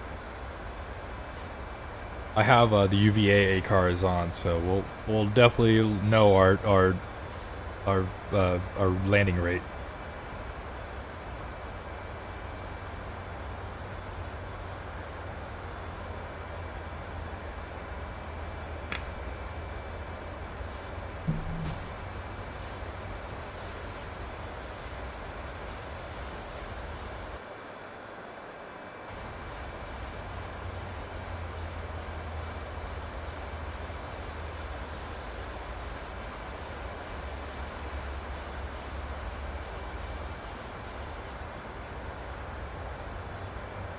I am on UV Discord. I should be. I have it popped up on my other monitor.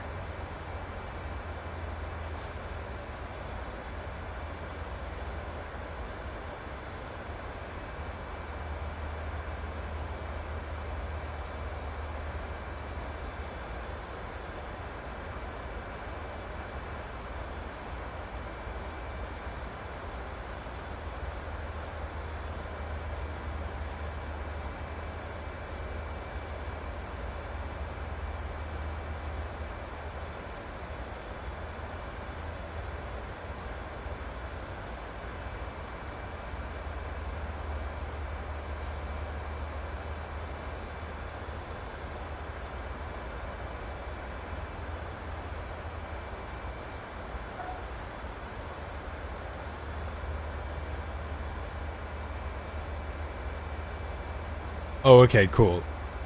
So you can log in if you want, but it says the amount you want, and if you don't want to sign in, you just click pay with debit card or credit card, and you don't have to log into PayPal. Cool. Alright, that's all set up. I don't think those donations, if I ever do get a donation from that, I don't think it'll show up on the notification, which I don't like, because I definitely want to say thank you if anybody ever decides to. But tomorrow I'll definitely look into it and try to figure out a way to get those alerts, maybe, or maybe just keep my PayPal account open on my second monitor or something. But thank you so much, Oliver. Thank you for looking into that. I really appreciate it.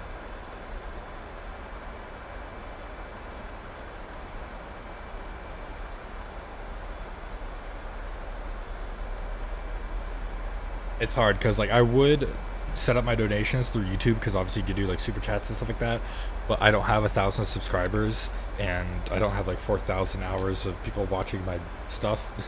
So that's a long shot away. So it's either that or donating through Streamlabs or something like that. But again, none of that's mandatory. I just want to have that set up in case somebody does, you know. But anyway.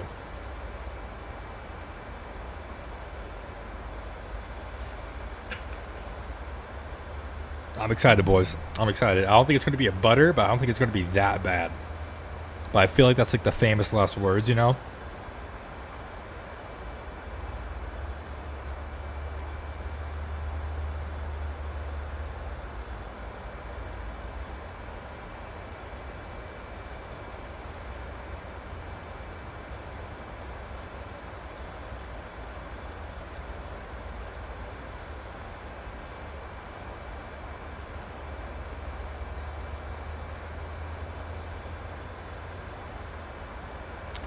Here we are, we're joining in, alright?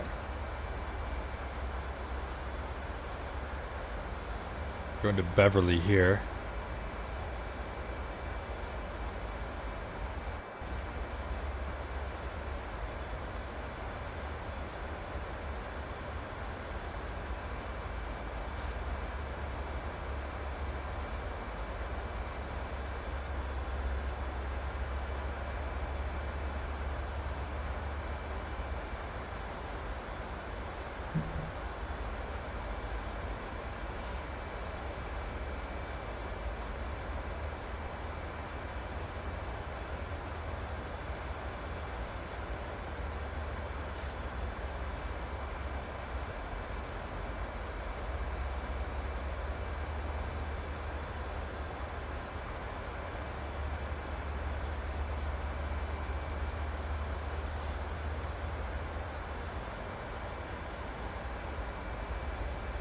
Okay, good to know. I think the oh shit, or excuse me, oh shoot. I think the reason is because I accidentally pinned the message that said donation link above, but I didn't actually pin.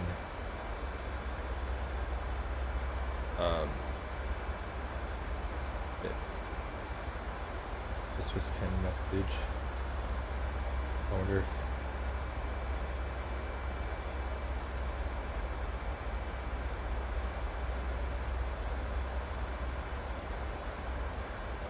I think I accidentally pinned the message that said donation link above and not the link itself. I think that's why. But the PayPal donation link that I put it into my description and not the chat.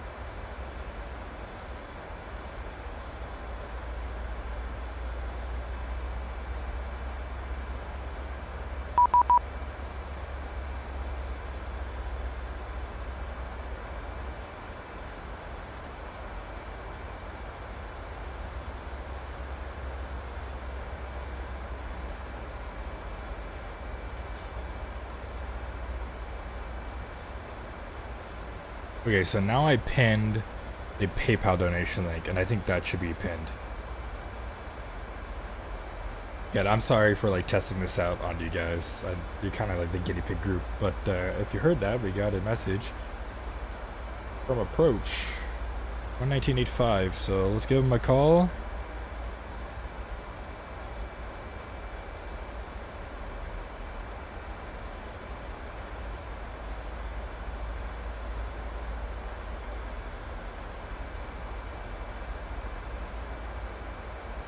Put a Mike Approach United 2829 descending on the Freedom 5 arrival.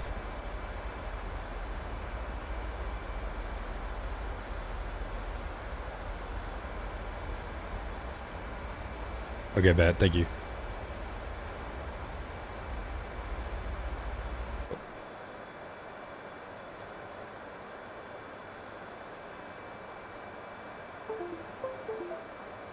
Did it again. Yeah, I'm gonna have to get another what's it called? USB hub. Put a Mac Approach United 2029 descending through 7,500 on the Freedom 5 arrival. United 2029, Potomac Approach, hello, squawk 2123. 2123, 2029. How's my mic? Is it fine? Yeah, you're good. 5x5.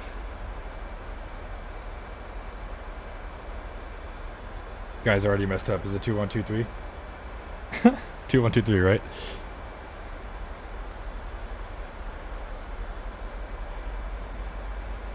United 2029, radar contact about 14 miles northwest of Linden VOR. Descend via the Freedom 5 arrival, plan them out for an visual runway 19.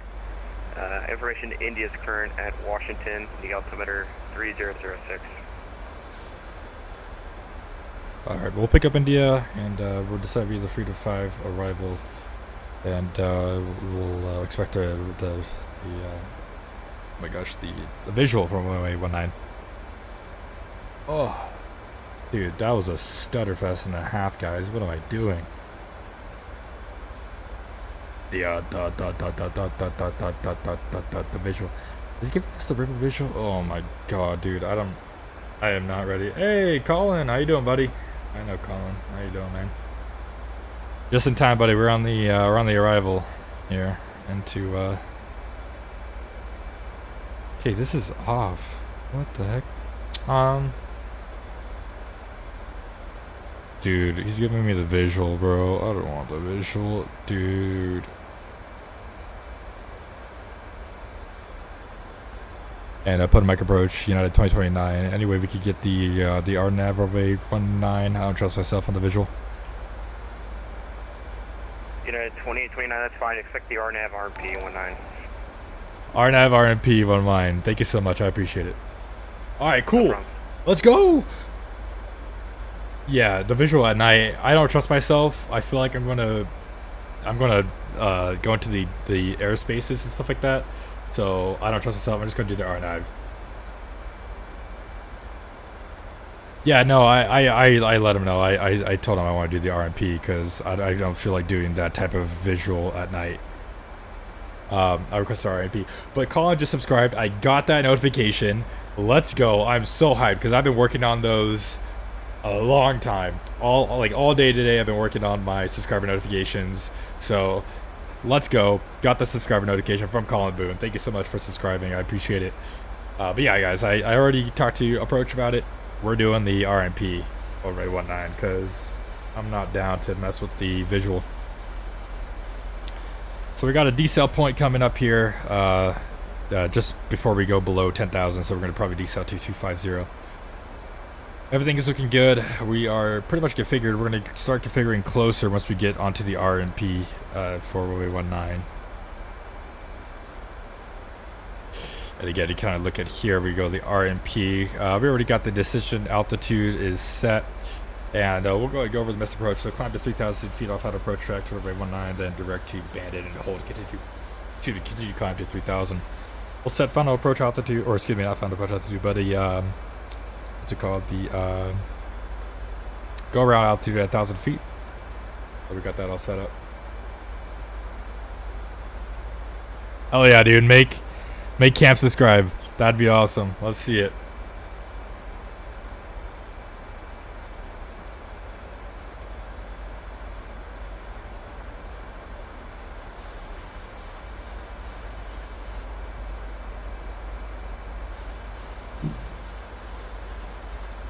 I bet they do. I mean, right now, obviously the weather in DC isn't bad at all. So I can understand why they would want to give me the visual, but like I said, I've never flown into this airport and I don't feel comfortable doing the visual.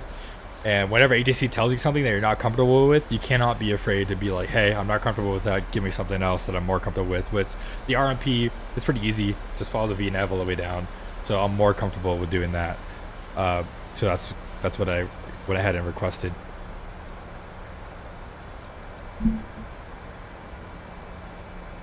Cameron, welcome in.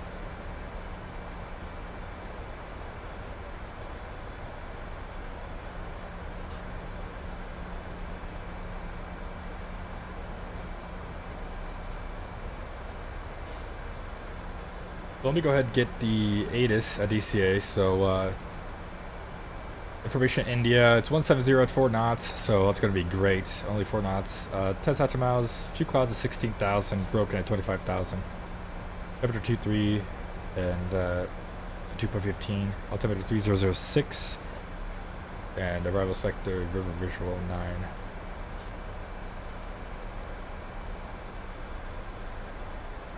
See, that's weird because Cameron, you subscribed. You subscribed, but I didn't get the notification, but I got it for Colin. Maybe Colin's just the chosen one, I think. Because I didn't hear it, nor did I see it.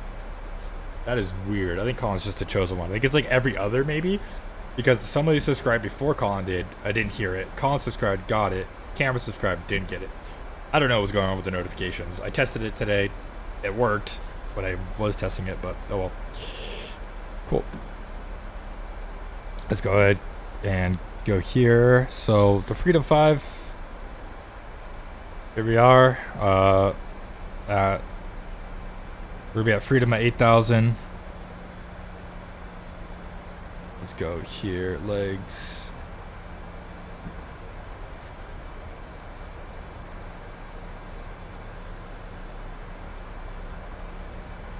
So it's always Freedom. And then we're going to go left to stand. So actually, I messed up. I didn't look at the chart properly. We're supposed to be at 8,000 feet because we're going to make a right here. So we're going to go Freedom, 8,000 feet at 240. I'm going to take a left, stand together, and then we'll expect the RMP. So once we get to together, I'm going to go ahead and set the final approach altitude, which is here. And that'll be 1,500 feet. And we'll set that once we get to together.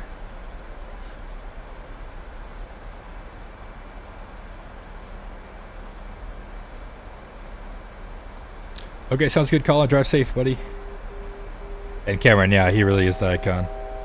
He really is. He's a goat.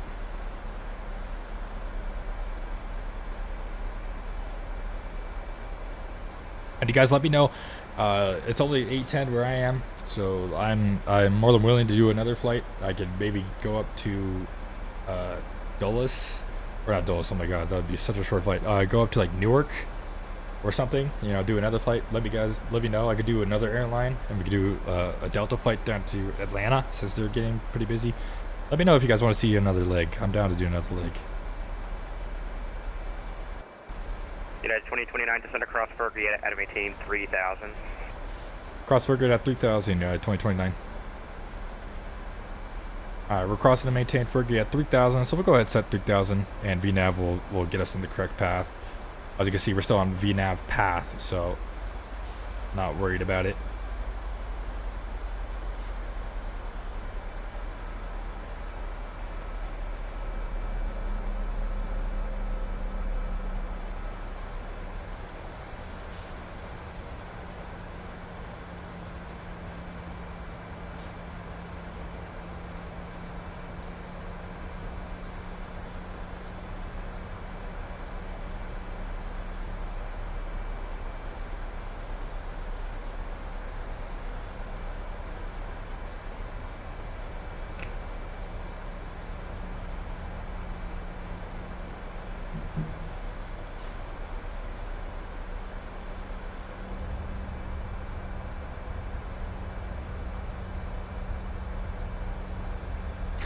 Yeah, good multitask. Fergie cleared the RNAV RMP 19.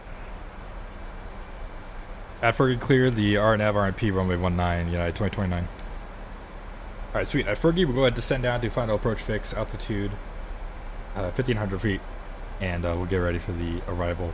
I'm going to start putting in flaps once we get together. I don't want to put out flaps right now. It's a little early for that. I'm not too worried about putting out flaps.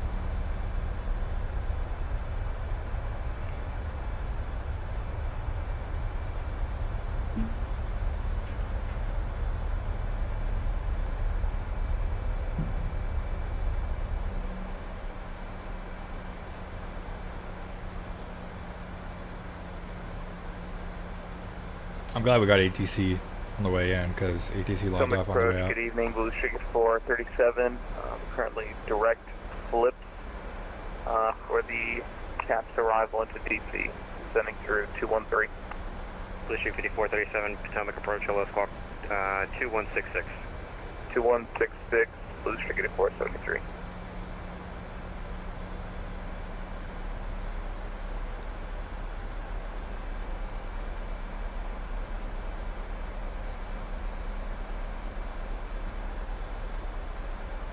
Okay, we're below 10,000 feet, so we could go radar ahead contact about 2 the other 5 landing miles lights here. northeast of the Richmond VOR. Descend via the CAP's arrival, plan the river visual, runway 19, information India's current at Washington, the Washington altimeter 3006. We'll get to rendezvous. All right, we'll descend via the CAPS 3 for the river visual 19, and we'll pick up. God, dude, India 2020 is for so beautiful, especially with the 737. The sound pack from the 737 is right out of the default, basically. Default sound pack, default scenery. Unfortunately, I didn't get the DCA scenery. But my God, dude, look how beautiful that is.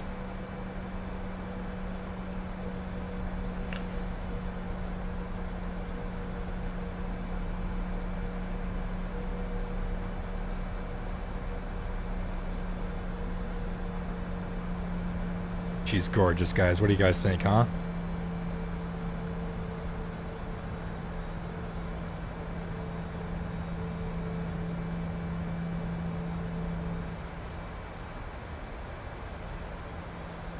Alright, now we're descending down. I could go ahead and add in some flaps here. We'll do flaps 5.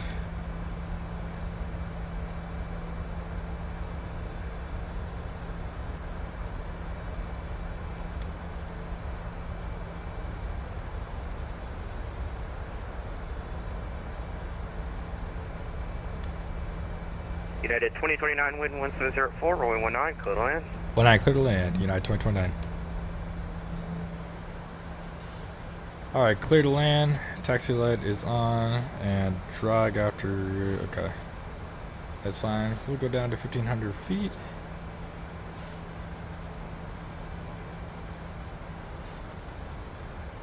We'll go gear down. And do flaps 15.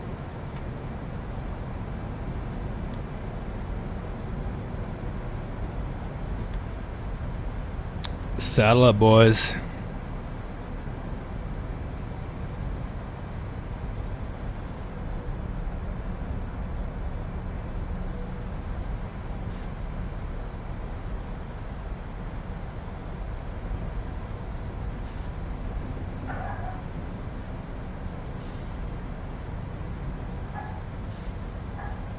Yeah, you do have to pay separate for those subtype 530.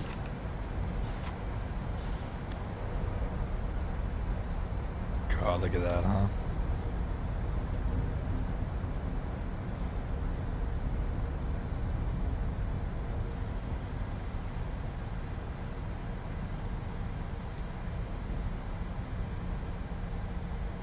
And flaps full. United 2 Potomac, hello. As you can see, the Washington monument right there. I think I called it memorial in the beginning of the video. I'm not American.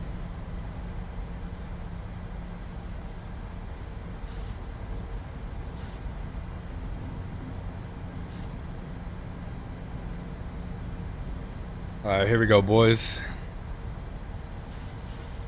And girl. I think this plane was $69. Two radar contact about 3-2 miles northeast of the Westminster VOR. Descend via the hybrid arrival plan, the visual approach range 19 center, the Delta altimeter 3005. Go on VNAV path.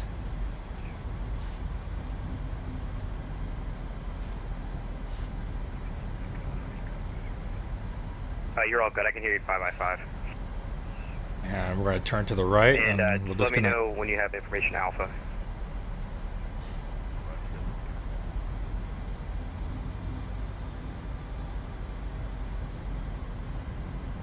We're landing on this one right here. So it's about to be a cowboy Can you hear me ride. all right? Beautiful 2020. There's the Lincoln Memorial right there.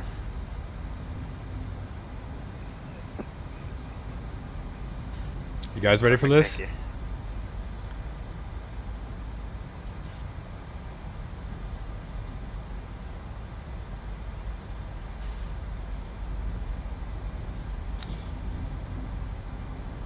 Alright, disconnecting autopilot. My aircraft. Auto is disconnected. 500. I'm gonna fly with the flight directors. Slow down a little bit here.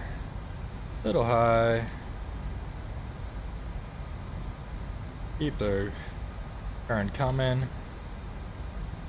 Level out here, and we'll start to bring her down. A little lag.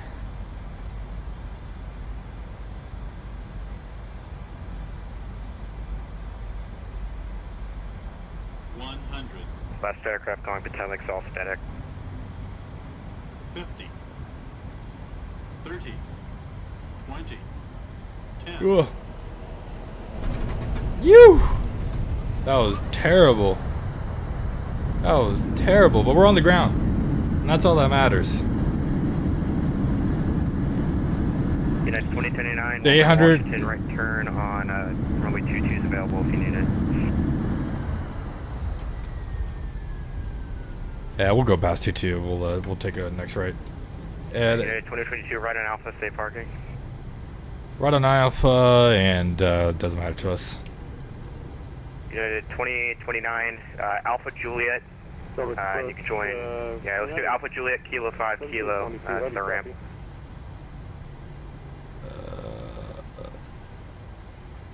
Alpha 5 Juliet Kilo to the ramp. United 2029. And you can cross runway 4 on Juliet. And cross runway 4 on Juliet.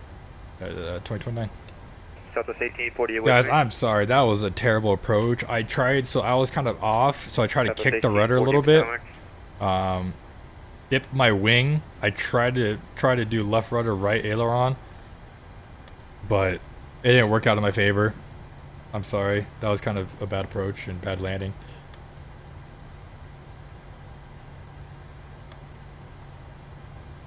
Yeah, it was definitely high. Again, that was my first approach into there. Honestly, we're alive, There we you go. know. Delta 378 radar contact 5 miles southwest of the So, you know, that's all you could really ask for. Especially with a short runway like this. Altimeter 3005. You know, that's kind of...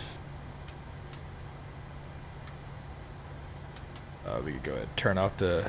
And Colin, I don't know if I answered you, but September is what they're looking at. Static. September, and then for the 737-900 is going to be... what is that? August. Delta 378 Potomac. Yeah, sorry about that, guys. I know that wasn't a really good approach. That's probably going to be like an easy 400 feet per minute. I tried to save it a little bit because I was a little bit off, Your mic and might be muted. And or my change your output. rudder was kind of off. I'll show you his text So only. I tried to kind of kick it a little bit towards the end, but I think I kicked it a little too early.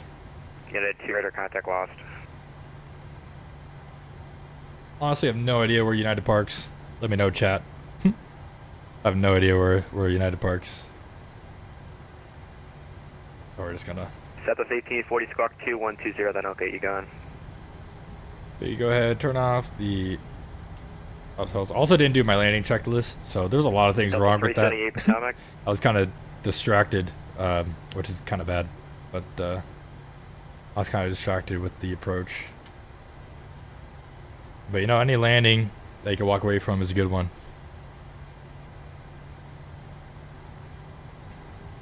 It's like airtime at hour 26, not bad.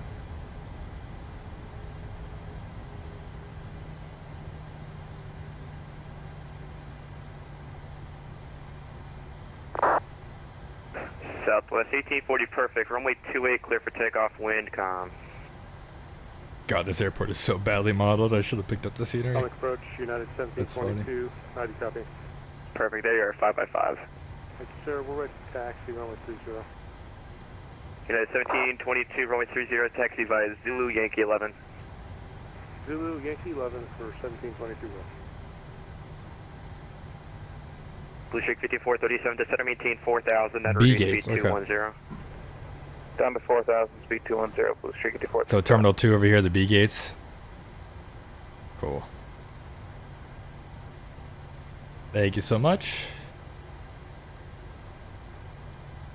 Let me know where you guys want me to fly next. I could fly another scenery, or excuse me, another livery out of here, and we could go to another another place if you want. Let me know if you want to do a second leg. We could go back to Chicago. We could go to another destination.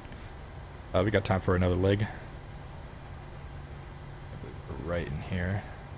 Yep.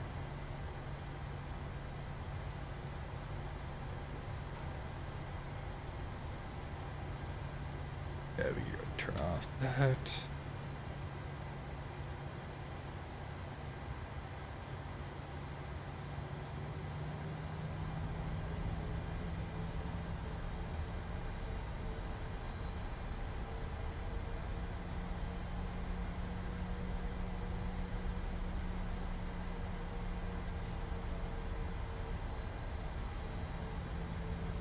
I was gonna park it here.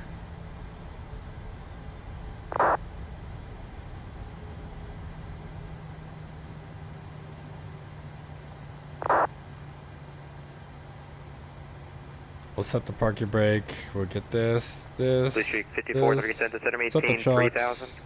Press ground power. 3,000, Blue Streak 5437. Chill Southwest that. 1840 radar contact, say altitude.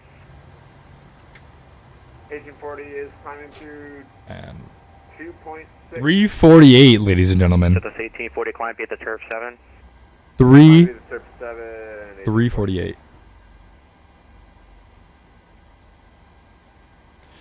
Yeah, you really think it would be lit, but there's add-on scenery for DCA, so I'm not too worried about it. Let's see. Crap, I forgot. Oh, C18, we'll just call it that, and then the 348. IAH down to New Orleans. Is there ATC down there? So we'll submit that 348. Oof. But honestly, so 125 was my ref speed or my target speed. So it was a little slow by 2 knots. 345. 348. Being that it's DCA and being that it's DCA, we have to make that turn onto runway 19. First time flying into DCA.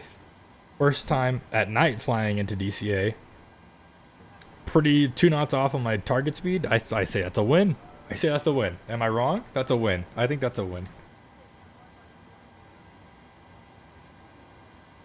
There's ATC down there, huh? We could definitely do that.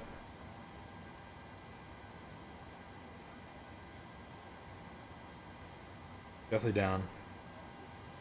But I think one of the life's mysteries is how Colin got a what's it called? A notification. 5437, turn right heading 040. For subscribing, but nobody else did. That's the real. 040, river inside, those tricky 437. That's the real mystery of life. Continue the turn heading 060, cleared river visual, runway 19. Okay, well, that I need to calm.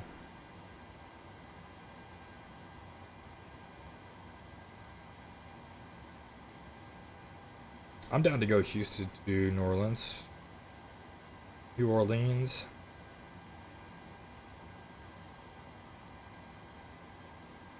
Do another United flight.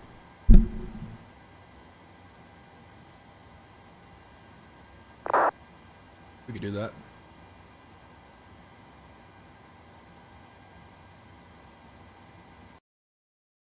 Yeah, 100%. Yeah, I'll do that. Okay.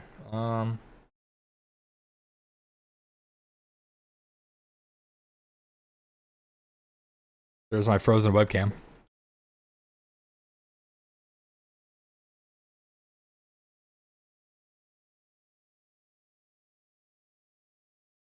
No.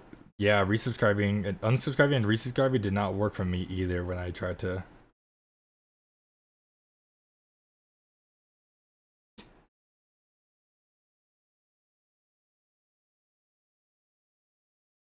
Let's go. We're here. Lighting's really bad. I need to get some lights, but I guess this will do. What if I change? No. Nothing. Okay.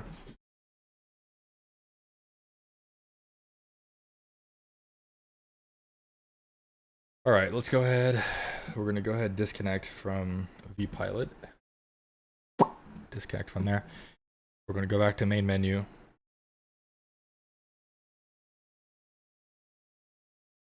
Depart MSY since. Well, I was thinking about because Houston Center's online, isn't he? So I was just going to depart Houston to get the departure, and then I was going to contact Houston. I was going to be with Houston Center until New Orleans, and then approaches on. Use approach to get in closer to New Orleans.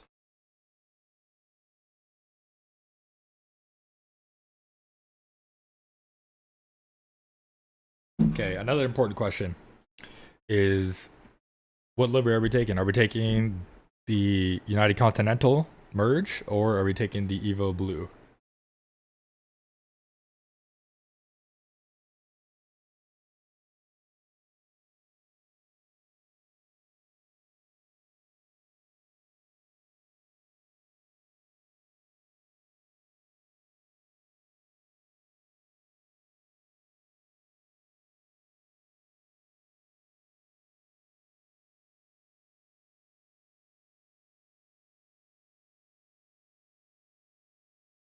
Yeah, I mean, it doesn't really matter. I'm thinking about just going to Houston to New Orleans because I don't think I've flown into New Orleans in a bit.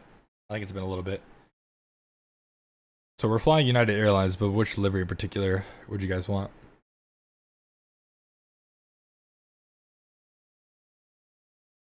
Merge new livery. That's two different things. Do you want the merge livery or the Evo Blue? So the Evo Blue is their current livery.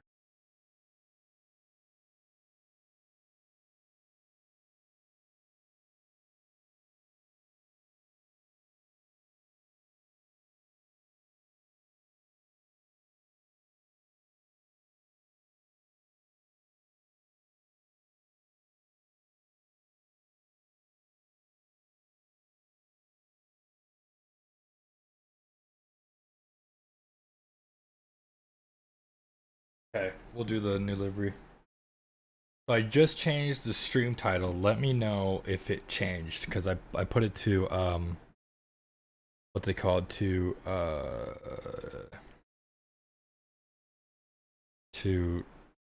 Houston to MSY.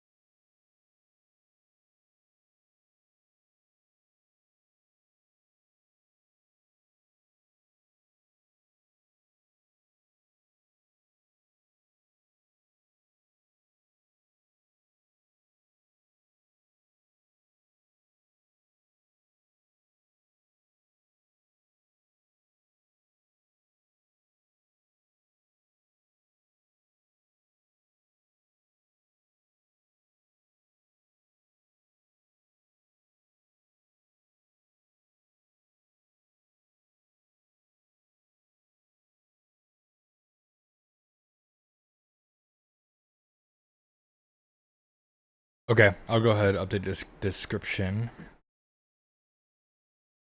Gonna be loading into Houston right now.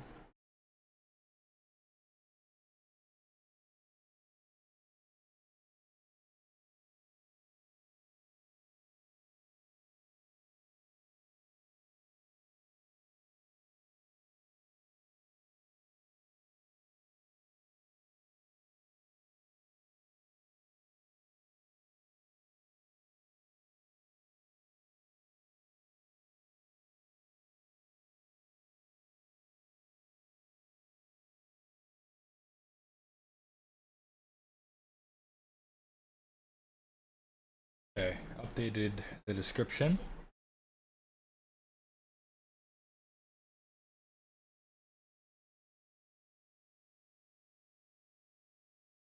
How's you guys' day going so far?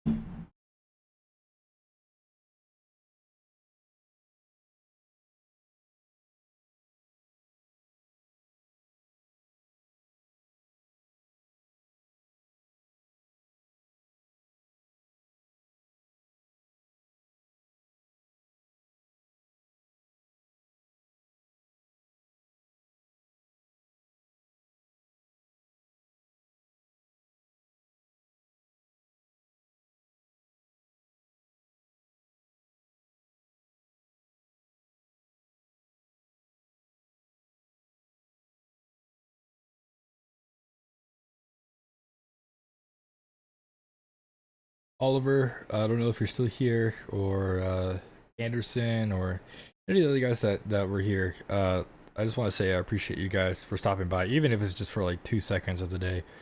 I really appreciate it.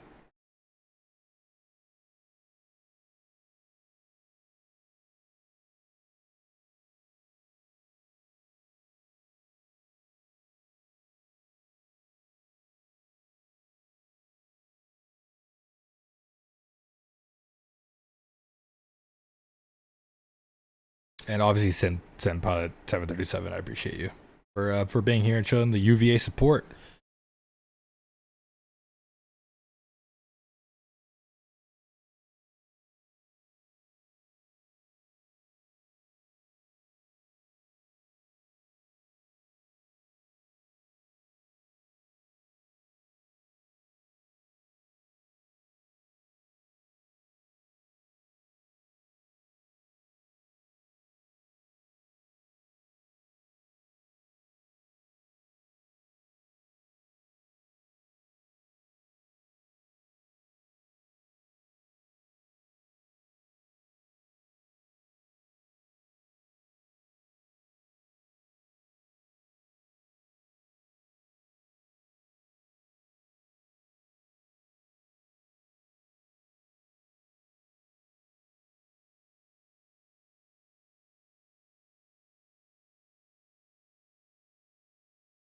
All right, guys, let's go ahead and we'll book our flight here. Go to the flight schedule. And if anybody besides him, 737 pilot, is looking for a virtual airline, a good group of guys and girls. I don't know if there's any girls, but United Virtual, so United Dash or Virtual. It's in, the link is in the description if you want to join. Really awesome group of people, and we try to do group flights every now and again. Realistic ops, we got a couple of real world United Airlines pilots in there. Really good time. Do KIAH-KMSY. We'll search, and we'll do this one on VATSIM, and we'll reserve.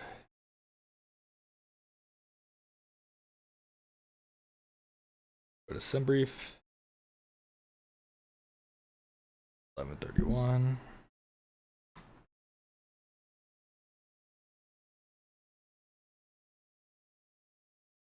And we'll look at weather right now just to make sure I don't need any alternates, which I don't think I do. Looking down here, this thunderstorm's way out here. It looks like it's going to be pretty solid. Yeah, it looks like it's going to be a pretty smooth flight. Product charts. We're going to be good. Go ahead and look at METARs real quick.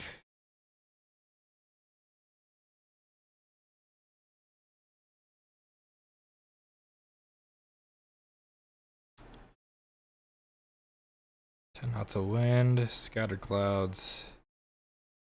Winds are calm. Alright, this is going to be a smooth night of flying, huh? Heck yeah, alright. Don't need any alternates. That is good to go. We'll generate the flight plan.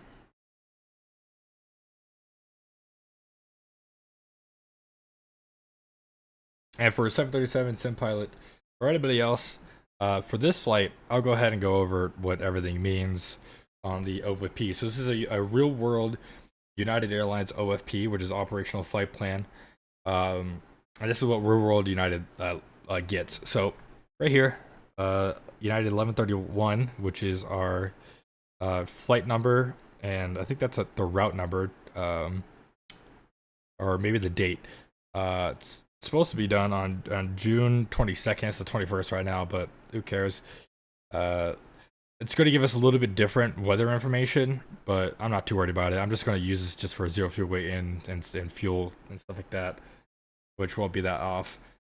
We're going from Houston to New Orleans. That's the Zulu time of departure. That's the local time of departure. Or excuse me, that's the Zulu time of oh yeah. Again, this is arrival. So Zulu local arrival. This is the wind component, or not the wind component, but the winds. This is the tail number of the aircraft. It's a 55-minute flight, and we're expected to get there 3 minutes late. This is the first variation, and this is release number 1. And then this is Salvador Stone, which is our dispatch. You could technically call that number if you have any questions. This is the MEL information, so if you had anything wrong with our jet today, it'll be there. Cost index of 48, distance of 289, wind component. On average, we're going to get a headwind of 10 knots. And we're going to be cruising at 370. And this is just the takeoff parameters, the landing parameters. Top of climb is going to be spiny plus 17 nautical miles. And it says zero fuel weight, our takeoff weight, or our landing weight. This is how much fuel we need to get to New Orleans. This is a 45-minute reserve, which is required. And this is a 15-minute contingency. No added fuel. Minimum takeoff fuel of 9,300 pounds. And planned takeoff is 9,300 357 pounds again. Taxi fuel, and then our planned gate fuel is 9.8. So that's kind of everything for you. Let me know if you guys have any questions. But without further ado, let's go ahead. Henry. Hello, this day. I'm guessing that just means you're from Czechoslovakia, which is pretty cool. Welcome to the stream. So here we are. We are in the jet. So same thing as last time. All we're gonna do, we've got the ground power already connected, so we're already one step ahead. And we'll go ahead and use the views for this. We'll go up to the upper overhead. Just a flight control panel. Leading edge devices. Good there. No PSEU light. Nav. Heading status.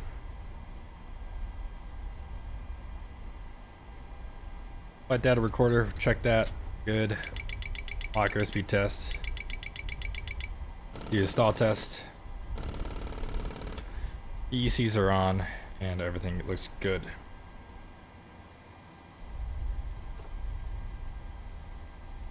I feel like at this point, Sim Pilot, I think you're just my moderator for now. You're you've been sticking by my side. I appreciate it. All right, oxygen is tested and that is good. And we're just gonna go ahead and go right into the nitty gritty. We're gonna go right into our fuel, and we're just gonna plug everything in. So I'm just gonna go ahead and move this, so just so you know what I'm doing off screen. I'm taking this zero fuel weight, I'm plugging it in, and I'm taking this landing or this fuel and I'm plugging it in. So I'm just gonna move it across. Like I said, fuel is gonna be 9.8, so 9.857. Put that in there. Return, go to payload. Our zero fuel weight is 112.17. We'll do 112.2. Like, you need to put in your zero fuel weight and it automatically does everything for you, or you could choose how many first class passengers in economy, forward cargo, or aft cargo, and you can manually put that all in and it'll give you a zero fuel weight. Or if you change the zero fuel weight like I always do, it changes everything for you. It's a lot easier that way. Nav data is out of date, but it's not too out of date, so no need to worry. We're here at Houston, and we'll go ahead and plug in the GPS coordinates, and we'll plug that in there. Next, we could go ahead and start pre-flighting the aircraft, and I'll try to make this pretty quick for you guys. I know you guys don't want to sit here through it, but we'll get everything started here. Cruising 37,000. And we'll go ahead. I gotta look to see.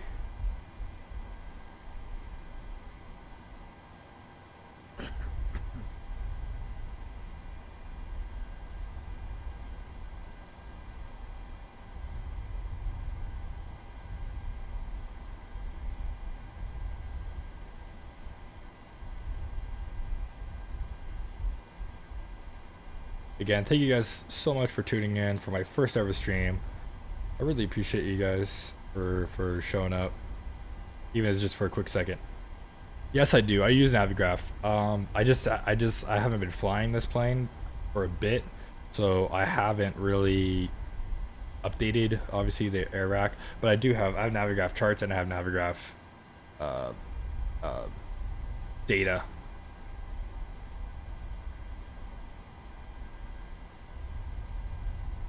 Airport elevation, I'm guessing it's pretty low. Is 4 feet, yeah, so we're gonna do 50. Let's turn on the packs for the emergency. So we got to here.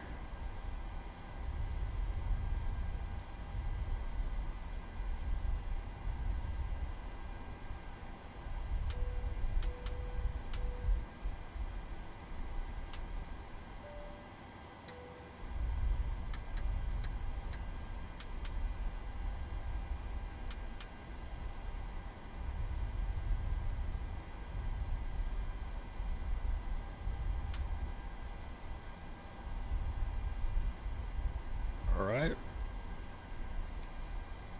We are set to go. We're going from IAH to KMSY. And for this one, we're just going to manually input everything. It's a pretty short flight. So we're United flight.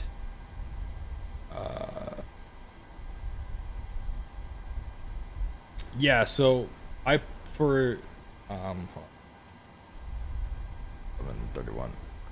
So for the pressurization, not the runway, flight number. For pressurization, right here, this is your landing altitude. So you put your cruise altitude at auto, and then you put your landing altitude here, and it's 3 feet. But you can't put 0 feet when it's 3 feet, so you have to put the closest number, which is 50. That's why I do 50.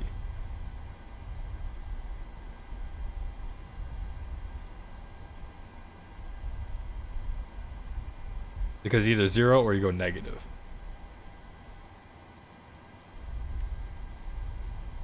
I could be wrong. I don't know.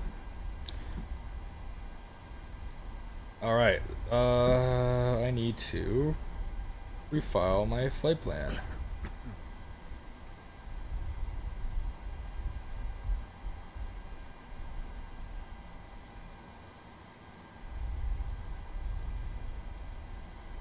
Kind of flight 1131.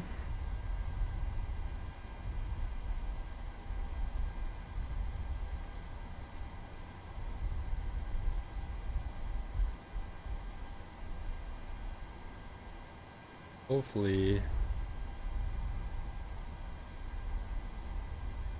the 124.05 button. Oh. 124.05.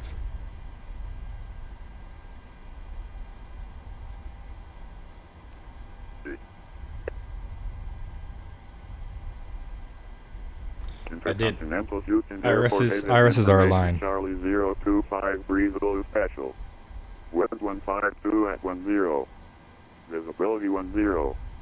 25,000 scattered. Temperature 29er. 2.23. Altimeter 3010. Arrivals expect ILS runway 8 left. ILS runway 8 right. ILS or area navigation Y9er. Simultaneous approach is in use. Departing runway 15 left, runway 15 right. Notices to air mission. All aircraft taxi with transponder on. Land and hold short operation 26 left active advise on initial contact. You'll have information Charlie. Alright boys, we have information Charlie, altimeter 3010 and Intercontinental Houston Airport 8 has information Charlie 025 Breeze Zulu Special. Wind 152 at 10. Visibility 10. Probably 15 left. 25,000 scattered. Temperature 29er. 2.23. I know, right? Houston Hobby gets all the controls, I swear. Arrivals expect ILS runway 8 left. ILS runway 8 right. ILS or area navigation Y9er. Simultaneous approach is in use. Departing runway 15 left. Okay, we got information Charlie on board. So that's all set. We'll go to here and we'll go ahead and put everything through in our flight plan. Again, all this information is in my EFP or OFP. Gumby 3 to Gusty routes, and then right to the arrival. Audad 1, Audad transition. And according to this, which it probably will be wrong because I didn't set the correct Zulu timer of departure or arrival, it says I'm supposed to expect runway 20. I'll put in runway 20, but I'll fully expect to not be on the 20. But again, we could audible. It's easy to change. So there we go. We got everything. We'll go ahead and put that up, and we'll go ahead and close up all the discontinuities. Go to our route page. Make sure everything is all connected, which it is. We'll go to perf. Just like last time, we'll plug that in. And for our reserves, it's 3.1. Cost index, let's see what they gave us today. They gave us 48. Looks like we're going to have a good flight, a good fast flight. 370 is going to be the cruise altitude here. So we're going to do 370. And we'll do this. We'll do a 40 degree derate, 93.5 on the N1. Flaps 5 for departure, cost index, or excuse me, not cost index, but DG 23.3, and 120, 123, 130. For climb, we'll do index approach 127, so 207 for the climb speed, so we'll do 207, and we do 3,000 feet above, so 3,100 on the climb. And we will do 250 on the speed restriction on the climb, and back to takeoff. And we got NADP1 is programmed in, and we can go ahead and verify those. We got the speeds verified, and we are good to go.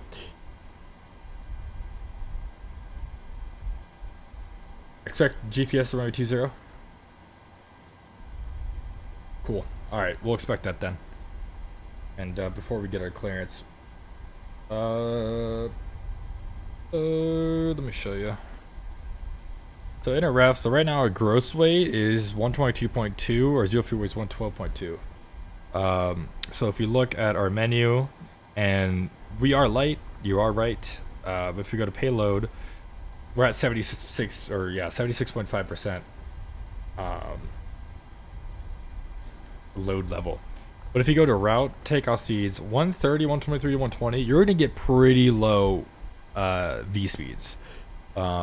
Ridiculously low V speeds for the 700. The 700 is just a rocket ship. The climb performance is insane.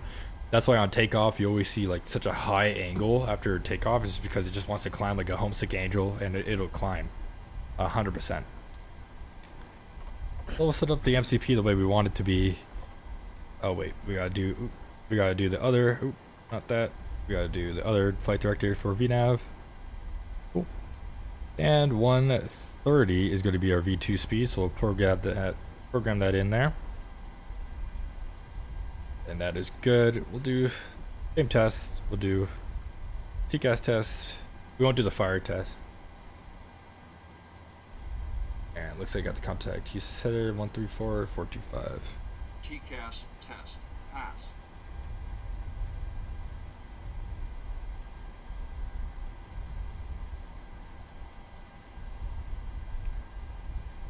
We'll program that in here. Cool. And before we request clearance, we'll go ahead and do a nice exterior view for you guys at home. 17 at Jabs, join the 13 right localizer. Jabs, join the 1. I can't wait for the payway scenery. FS Dream Team should be doing their Houston pretty soon, because this Houston's atrocious, and there's no payware available scenery.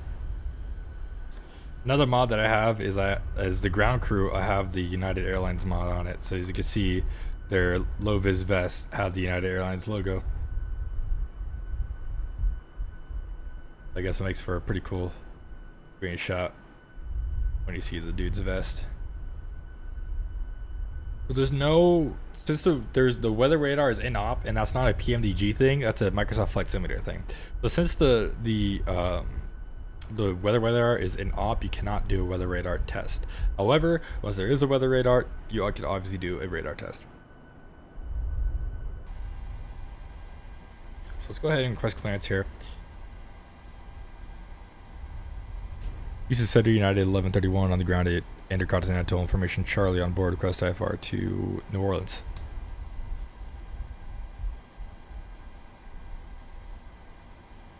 Yeah, really. 1131 Houston Center.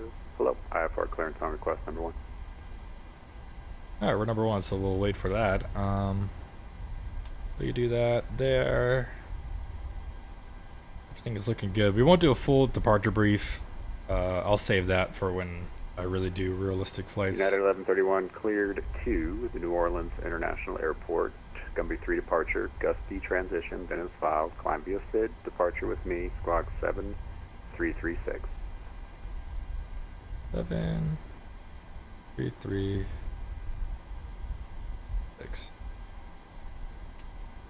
And United 1131 clear to New Orleans via the Gumby 3 departure, and the gusty transition then is filed, or excuse me, climb via the SID.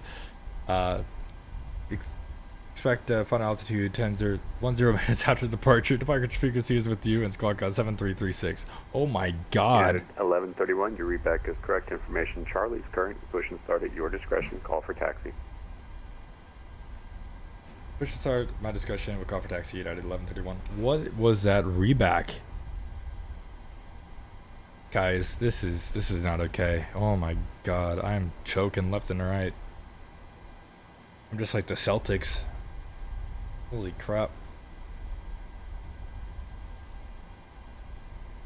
Alright, anywho, got through that.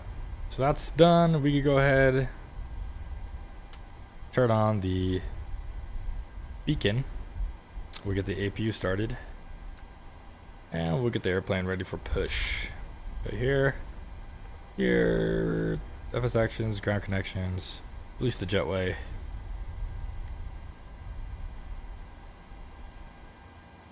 Yeah, seriously, I need to relax.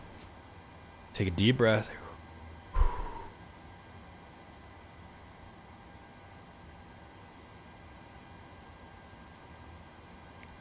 Just super excited to have my first stream, I guess.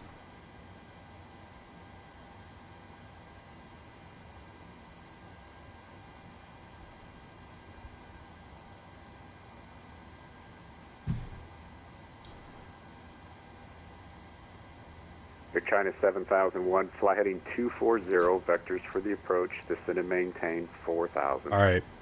I'm not going to start the engine until we're fully pushed back. Just so you can get, I'm gonna shut up and we're just gonna push back without me talking. And we're just gonna, actually I'll start one engine.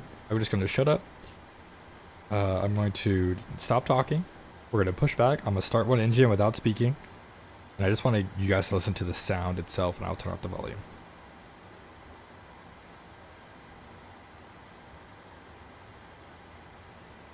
But you guys have a choice. Would you want to hear the sounds from the inside or the outside? The engine startup sounds.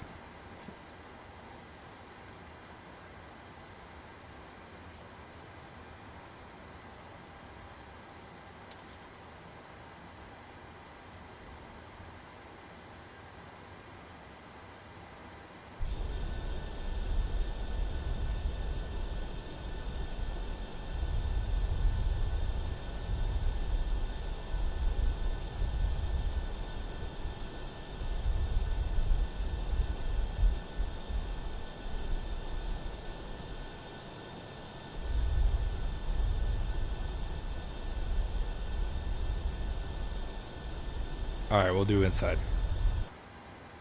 Alright. Enjoy the show.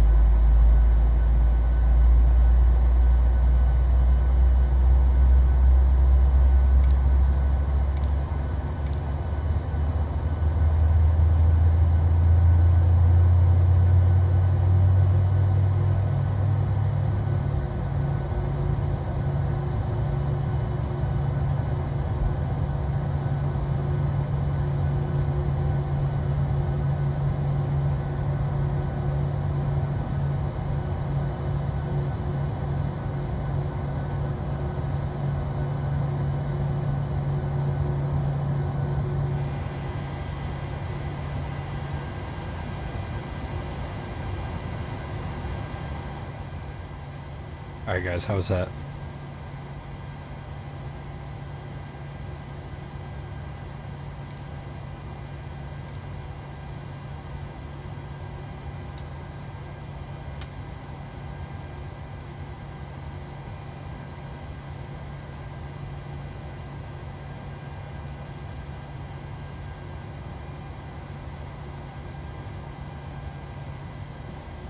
Alright, we'll tune back into center. 71 Charlie Hotel, it's approved.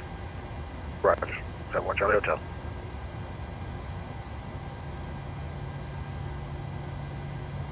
And Houston Center, United 1131, request taxi runway 15 left.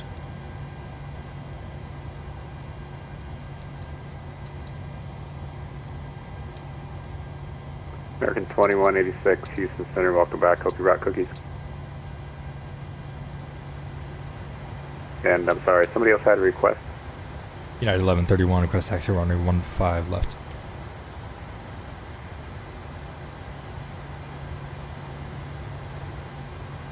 United 1131, runway 15 left, taxi via Romeo Bravo, Whiskey Bravo, Whiskey Whiskey. Romeo Bravo, Whiskey Whiskey for United 1131. Alright boys, let's rock and roll.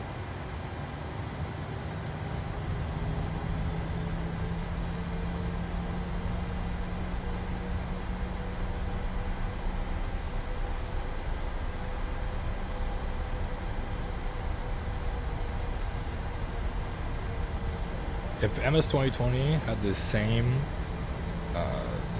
ground physics or logic or whatever as X-Plane 11, it'd be so good. Because as you can see, it takes a lot of thrust just to get me rolling. Houston Center, November 71 Charlie. I don't think that's a PMDG thing. I think that's a... November 71 Charlie Hotel, Houston Center, welcome back. Hope you brought cookies. Yes, sir. Got gin and juice, too? Air China 7001, expect a vector through the localizer for your descent. Roger, expect vector to the localizer to destination.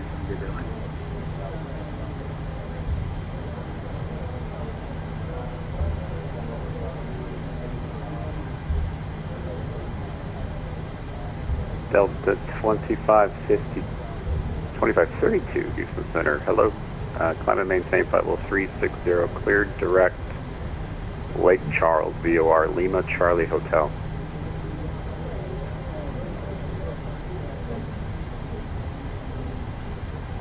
Thank you everybody for stopping into the stream. Thank you everybody for showing love, subscribing, liking the video, everything like that. I really appreciate you guys.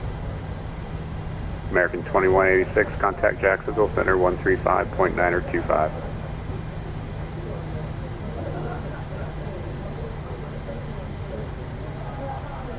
You too, we'll see you next time. Air China 7001, fly heading 180, vectors for the approach. 180 and vector, Air China 7002. Houston departure, Delta 618, 5,000 feet. Delta 2218, Houston Center, radar contact, climb and maintain 16,000, fly present heading. Fly maintain 16,000, Delta 2218. Air China 7001, fly heading 100. 100, 100, Air China 7001.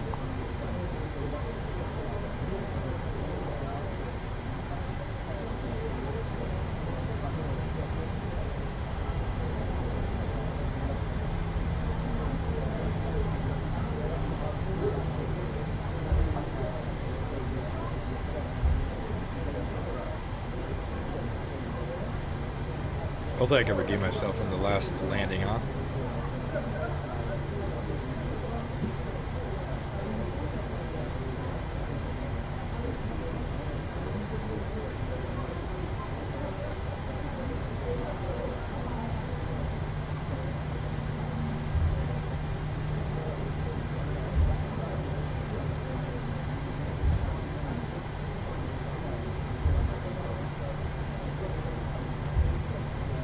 Air China 7001, 6 miles from Royce, fly heading 100, maintain 2000 until established, cleared ILS, runway 13 right approach. Roger, until 6 miles to Royce, heading 100 and maintain 2000 until LS. Air China 7001. Delta 2218, cleared direct retire. Roger, Delta 2218. Air China 7001, contact Hobby Tower 118.7. Have a good night. Contact tower on 118.7. Thank you for your service. Air China 7001. Good night.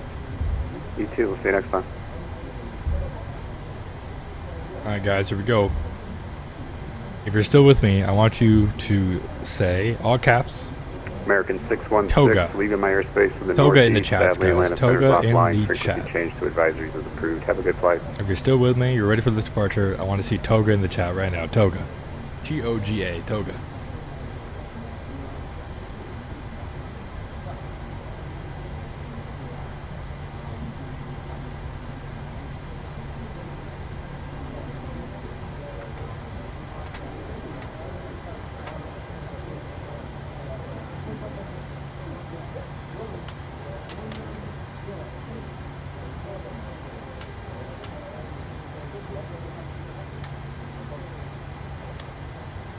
Attention all aircraft information. Delta's current at Houston Intercontinental Airport, altimeter 3011.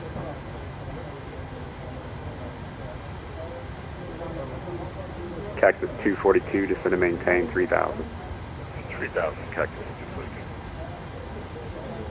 And yeah, 1131, ready to go, run 15 left.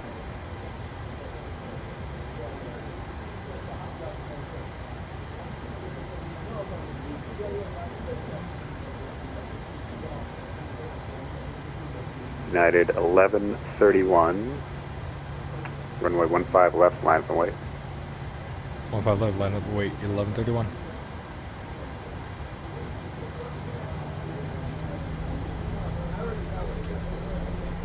Cactus 242, flight present heading, vectors to final, descend and maintain 2000. Alright guys, if would we hit, say Toga in the chat, Toga in the chat. United 1131, RNAV to Cartman, runway 15 left, clear for takeoff, wind 1806. RNAV Cartman, runway 15 left, clear for takeoff. Number 71 Charlie Hotel, descend and maintain 4000. Here we go guys, here we go, let's go, let's get it.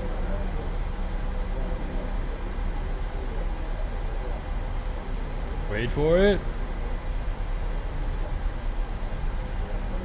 Cactus 242, I think I gave you 2000, descend and maintain 2000. 2000, yeah, you did. I'm coming down. 2000, Cactus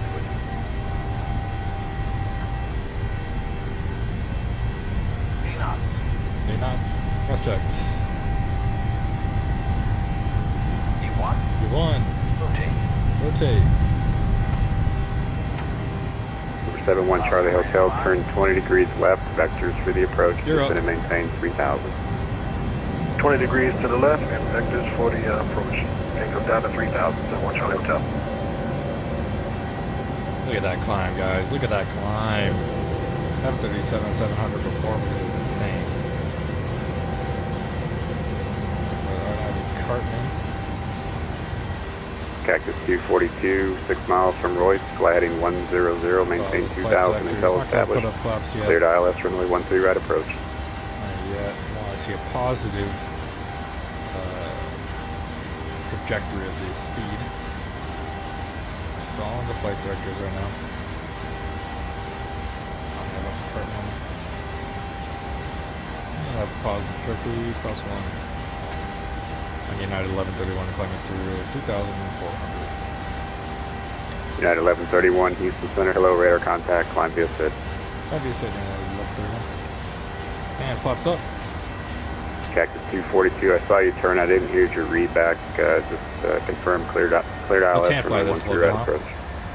Let's try to hand fly this. Flaps are coming up, flaps are up. No worries. And Cactus And that's 242, off. contact Houston, Up and out. correction, Hobby Tower 118.7. 118.7, Cactus.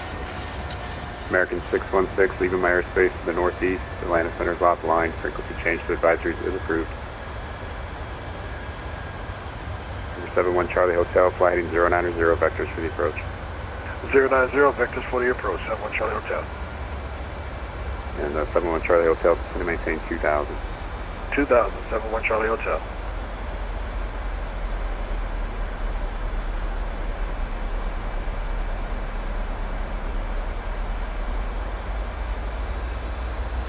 Can't cross Gumby.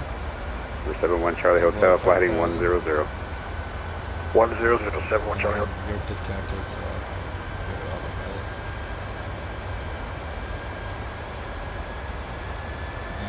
71 Charlie Hotel, 8 miles from Royce, fly heading 100, maintain 2000 until established, cleared ILS runway 13 right approach, maintain 180 knots or less until Royce. Okay, 180 knots to Royce, and descend and maintain 2000 until fully established, 71 Charlie Hotel. United 711, descend and maintain, actually you're at 3000, maintain 3000. Maintain 3000. Looks like we got an issue. 616 Houston Center. Looks like our VNAV decided to shut off.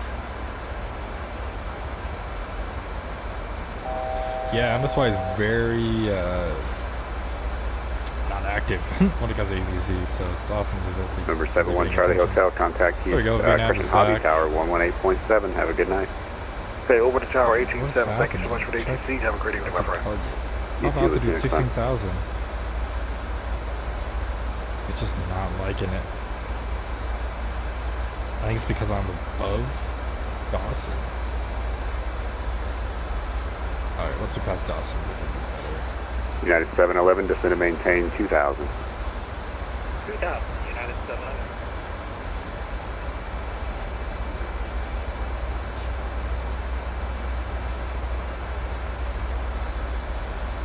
United 1131, climb and maintain, flight level 370. I maintain 370, now 1131. Alright, cool. So now what we're going to do is we're going to program this at 370. And since it still has the altitude 2218, constrictions, climb and maintain, which is flight level making us 340. stay here at 5,000 feet, what Zero, we're going to have to do Delta is actually go 2218, here. what fix are you headed to? I gave you direct retire. do VNAV, Yeah, that's retire. and then do Okay, retire. altitude intervene. Quite a bit north. What let me know what altitude fix you're headed to intervene now. will do is it will delete all the speed restrictions and all the restrictions that we have, and it's just going to send us up to 370. American 616, radar contact lost. Now in that, it's wanting to climb. I'll do speed window. Yeah, just climb like a rocket ship. This is interesting. So I did speed intervention to make sure it maintains 250. Yeah, it's climbing at Southwest 587, Houston Center, hello. Climb and maintain, flight level 400, So clear very direct interesting KC. mode that it's in right now.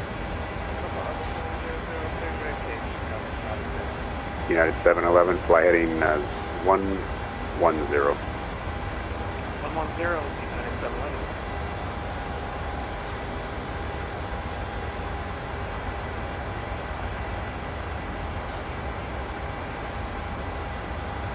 United 711, 3 miles from Jabs, fly heading 110, maintain 2000 And until 10,000? established, cleared ILS, runway 13 right approach. And we'll 110, 2000, maintain 110 to establish 13 right approach. tracking our landing lights. United 1131, climb and maintain, flight level 370. Up to 370, United 1131. Houston Center, Delta 2218. United 1131, climb and maintain, flight level 370. And oh shit, that's why. How you doing? Delta 2218, Houston approach, or Houston Center. Oops. Yeah, I'm having a little trouble with the GPS here, but I got it fixed now. I'm heading straight to retire now. Delta 2218, roger, thanks. And Houston Center, United 1131. Sorry about that. I had an issue with my push to talk, but we're climbing 370. United 1131, thanks.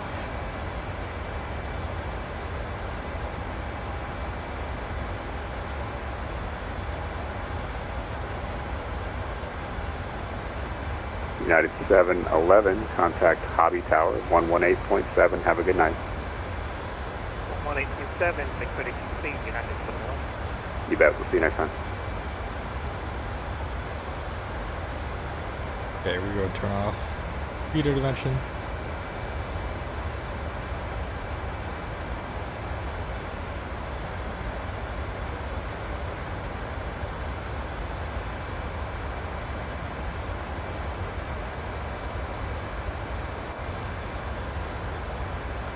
United 1131 for traffic. I'm in your climb and maintain level 350 for now. 350 for now, you're 1131.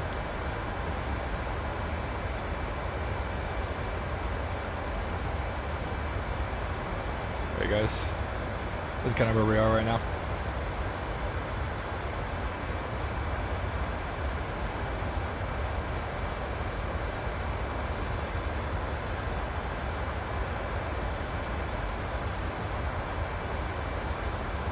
Delta 2218. I feel bad for that backtrack.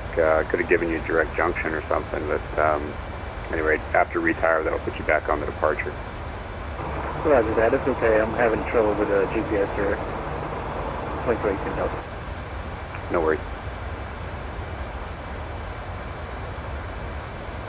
Average 2861. I have a question for you. We have a minute.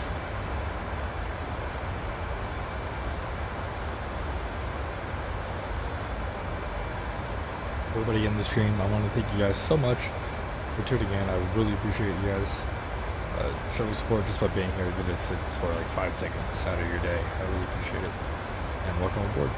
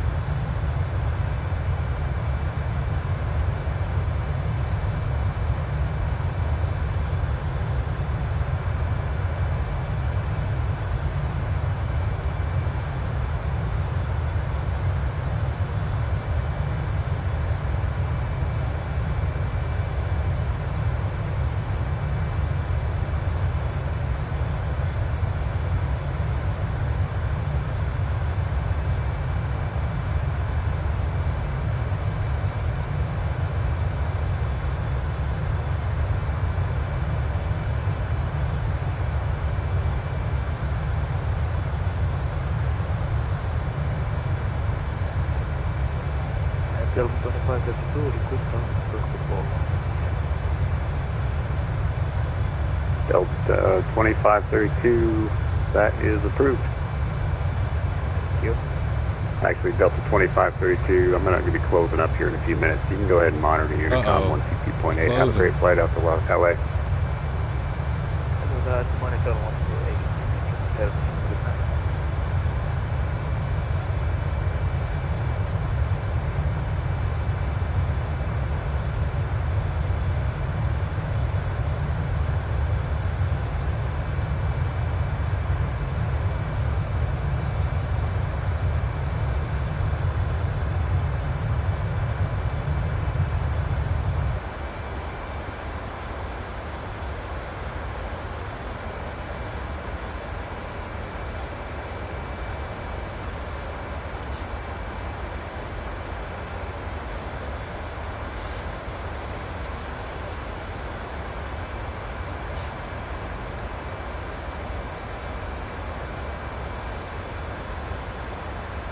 No worries, Oliver. Welcome back. I appreciate you for coming back.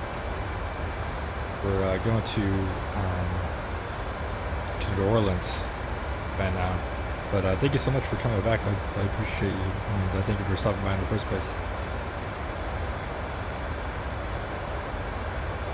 I'll try to be more consistent with live streams and posting content in general.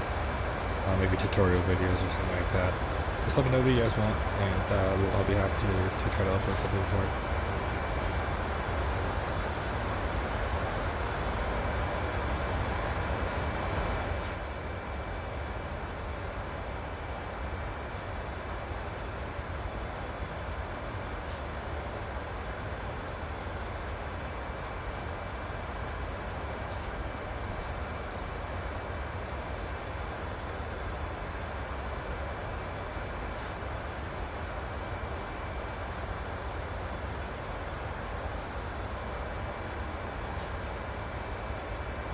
Southwest 587, Houston Center will be closing up in a couple minutes. No further radar services available until you get closer to Hobby. Hobby Tower will probably still be online.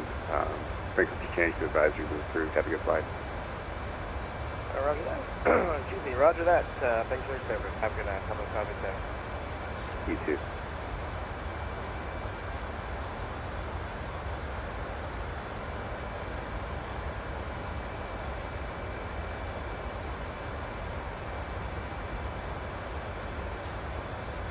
United 1131, traffic is opposite direction, about 11 o'clock, 40 miles, level at flight level 360, it's a Airbus, that's the traffic I'm holding you under.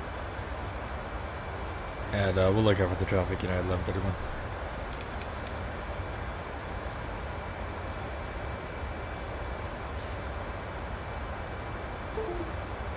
We'll look out for the traffic, 1131.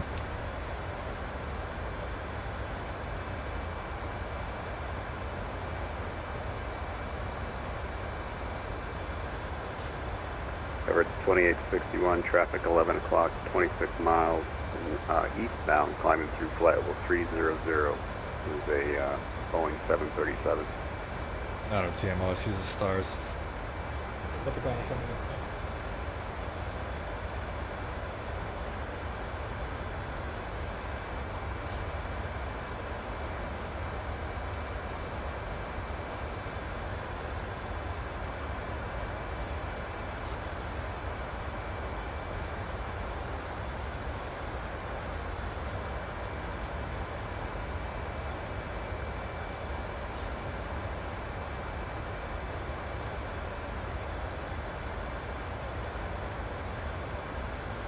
Oliver, thank you so much for the kind words. Really appreciate the feedback. You know, any feedback is good for me, even if it's bad. I just want to. I went through today. I set up this microphone yesterday. I set up my webcam today.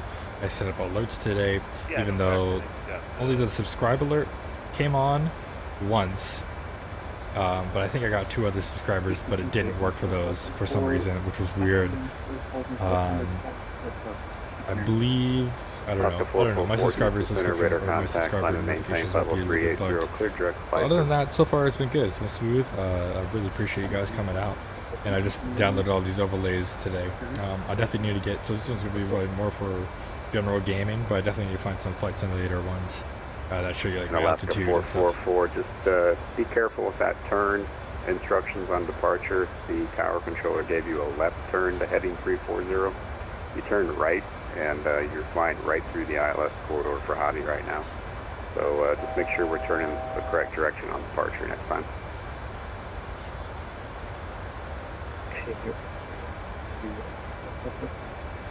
Yeah, no worries. Just if you departed 10 minutes earlier, I had 4 airplanes in that corridor that you would have flown right through.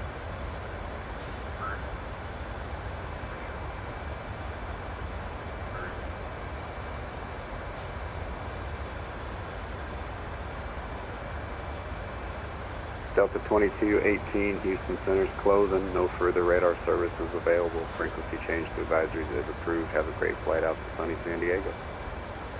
Roger that. Houston Center, thank you very much. Delta 2218.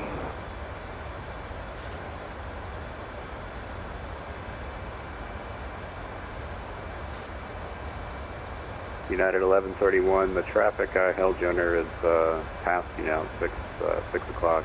Altitude, your discretion. Houston Center is closing. Monitor Unicom on 122.8. Have a good flight over New Orleans. Over to Unicom. Have a good one. Alright, 1228. I'm going to keep it at 350 just because Average 2861. Houston Center is closing. No further radar services available. Frequency change. 220. And then we'll do to our cruise page. We'll keep it at 350. We'll set that.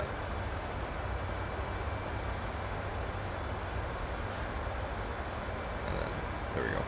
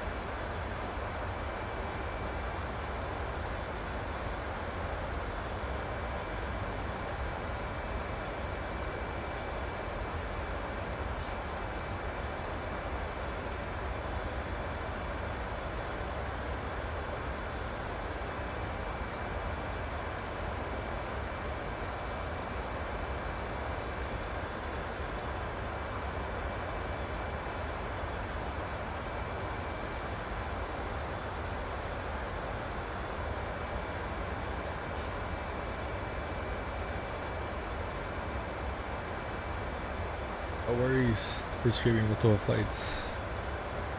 Love flying, and I'm just glad you guys are here. Glad to get to talk to someone while I fly. That's mainly the main purpose, I guess, of streaming right now. Just during cruise, having people to talk to having discussions. I think that's the main purpose behind me streaming.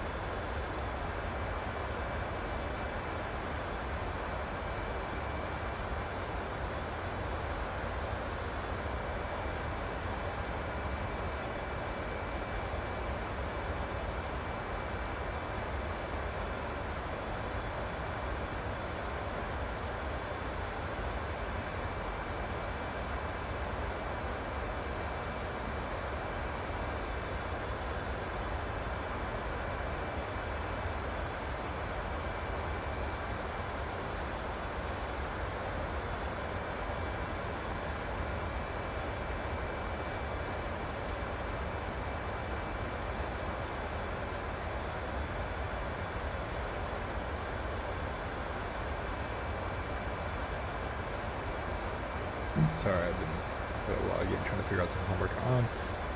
Yeah, the USA tour starting in San Diego, that'd be cool. Yeah, the Orbex, I think San Diego program was 2020. World Update 10, yeah, World Update 10 was awesome. I honestly wasn't really reading up on the world updates, and then I saw it was another United States update. I was pretty excited. Pretty excited. Here we go, approaching our top of descent. We'll go ahead and look at our chart here.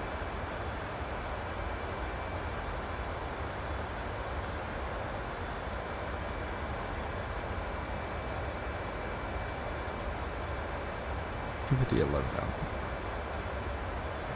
11,000.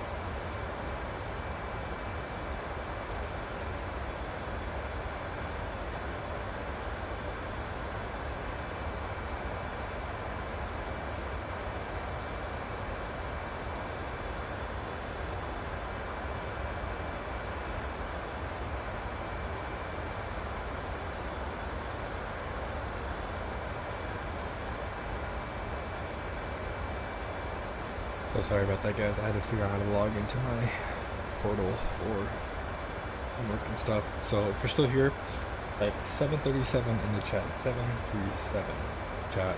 I'm so sorry for leaving you guys hanging for a little bit there. We're gonna be starting our descent pretty soon. 737 in the chat if you're still here.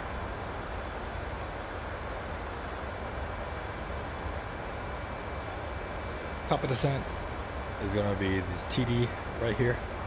And we can get the exact distance if we go to progress page. We got 23 nautical miles until top of descent.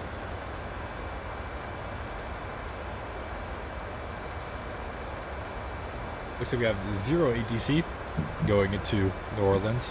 We got unlucky, but that's okay.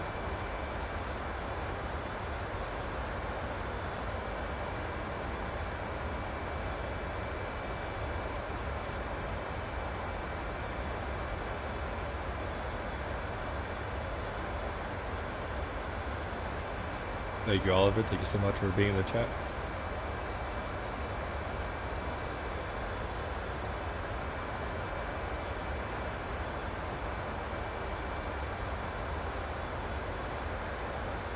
Oliver, if you haven't already, or anybody else that's here that hasn't already, go ahead and follow my socials. So obviously subscribe right here, right here to my YouTube channel, which is you're already on. And I have a Instagram account, Flying with Ethan R. I'll go ahead and post when I'm going to stream, when I post a video, everything like that. But mainly, I need to get it up here, is my TikTok. If you go, it's Flying with Ethan, just like the YouTube is, but on TikTok. And you'll go ahead and see TikTok page. I post there pretty regularly. That's most likely where we'll be posting more. So I'll probably post more to TikTok. Secondary is going to be Instagram. Just kind of giving you guys updates on when I'm going to stream, because right now I don't have a set schedule. So on when I'm going to stream, I'll do like polls on what you want me to fly, where you want me to fly it, and stuff like that. So make sure to follow me on my socials. So obviously subscribe here, follow my Instagram, and then follow my TikTok. My TikTok is the same username as my YouTube right here. Go ahead, give me a follow on there, and you'll be updated with everything like that.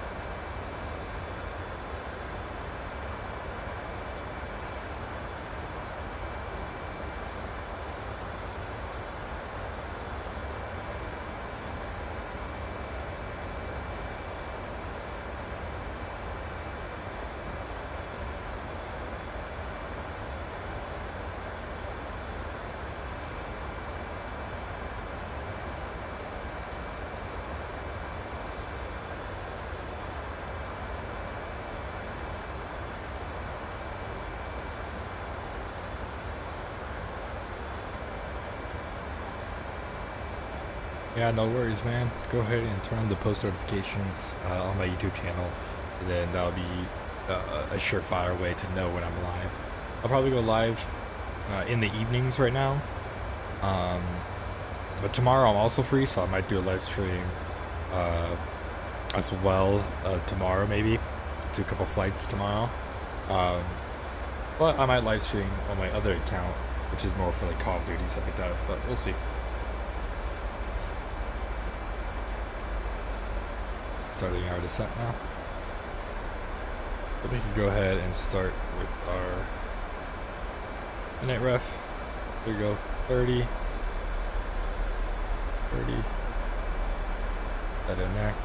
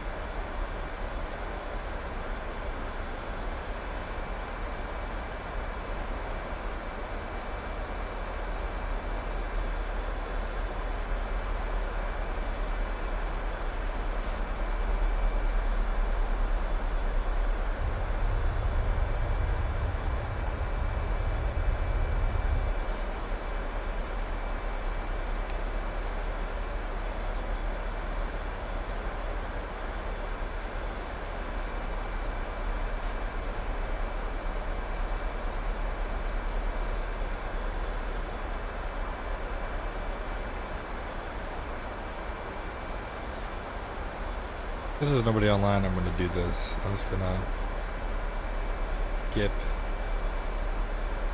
Snaky out there.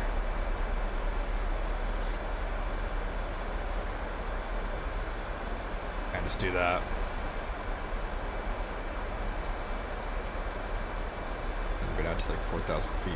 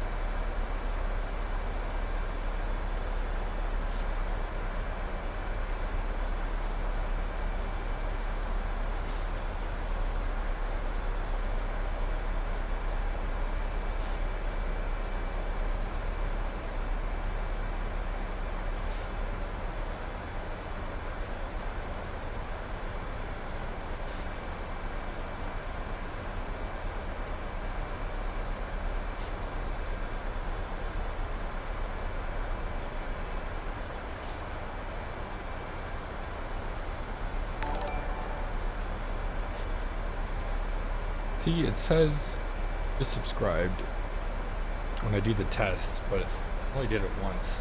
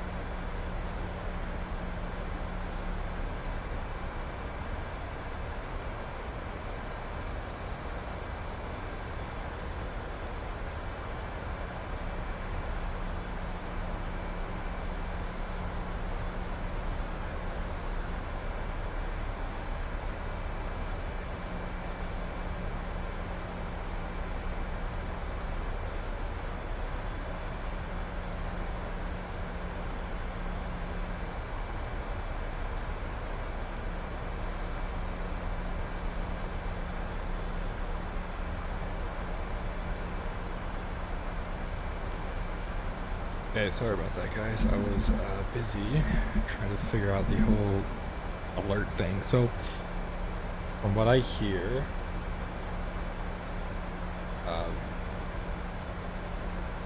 the whole alert thing comes from somebody's specific YouTube setting, apparently. So,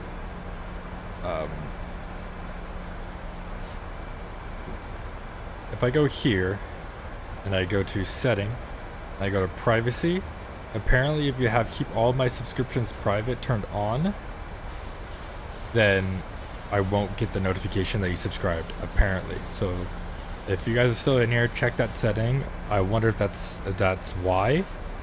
And I wonder if I go to, I even pop up. I do. I go here. We'll mute it. And then I go to unsubscribe. Unsubscribe.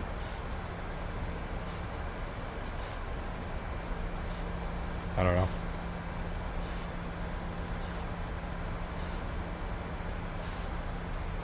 Anyway, we'll go ahead and open up the approach. Alright, 20 Zulu. And go down to 2,000 feet.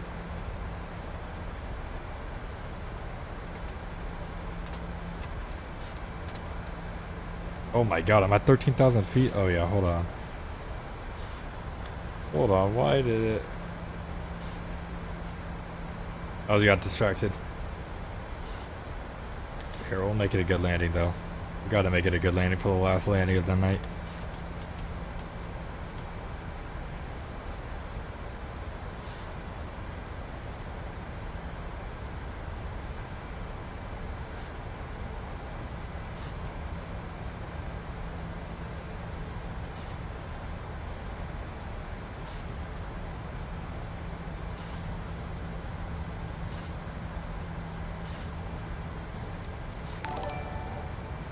Oh, it does work.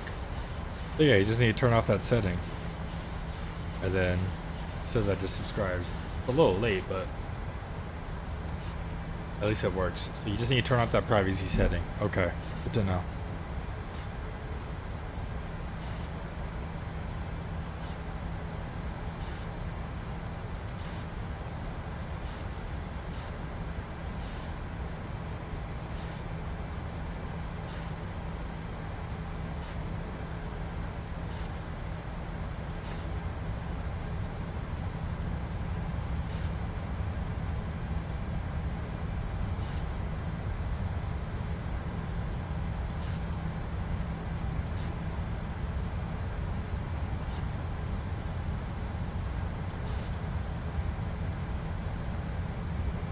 Sorry guys, I know this is such a late stream.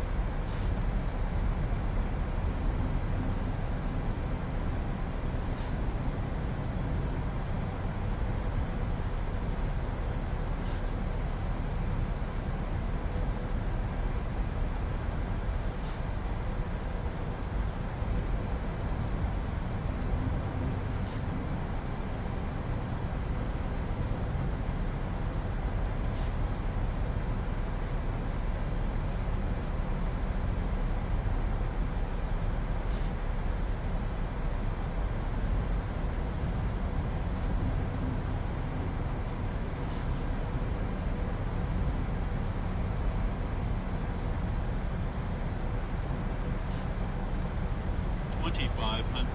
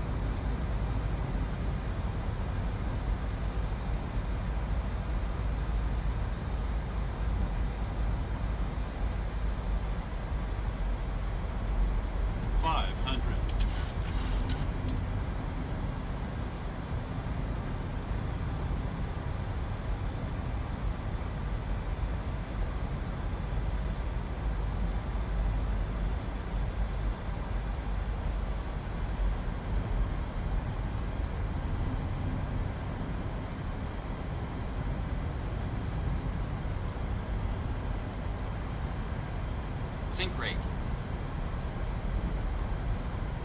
100. 50. 30. 20.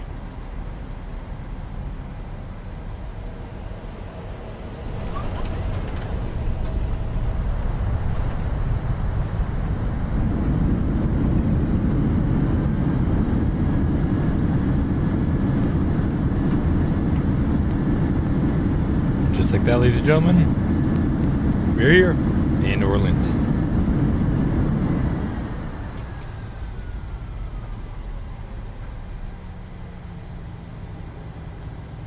How about that one, huh? A little bit of a float, low on the approach. Just like last time, we were on the ground safely, and I'm pretty sure I buttered it.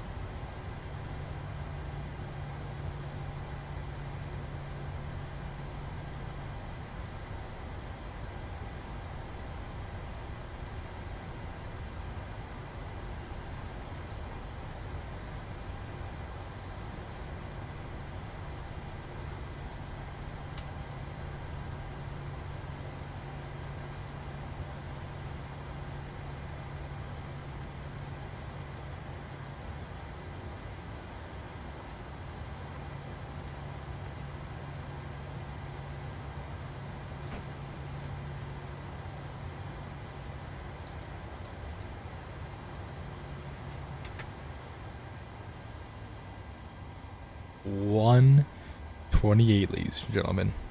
128. I'll take that any day of the week.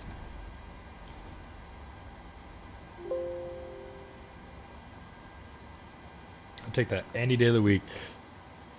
Ladies and gentlemen, that's going to conclude it for today's live stream. I want to thank each and every one of you so much for joining me as my webcam gives out and freezes.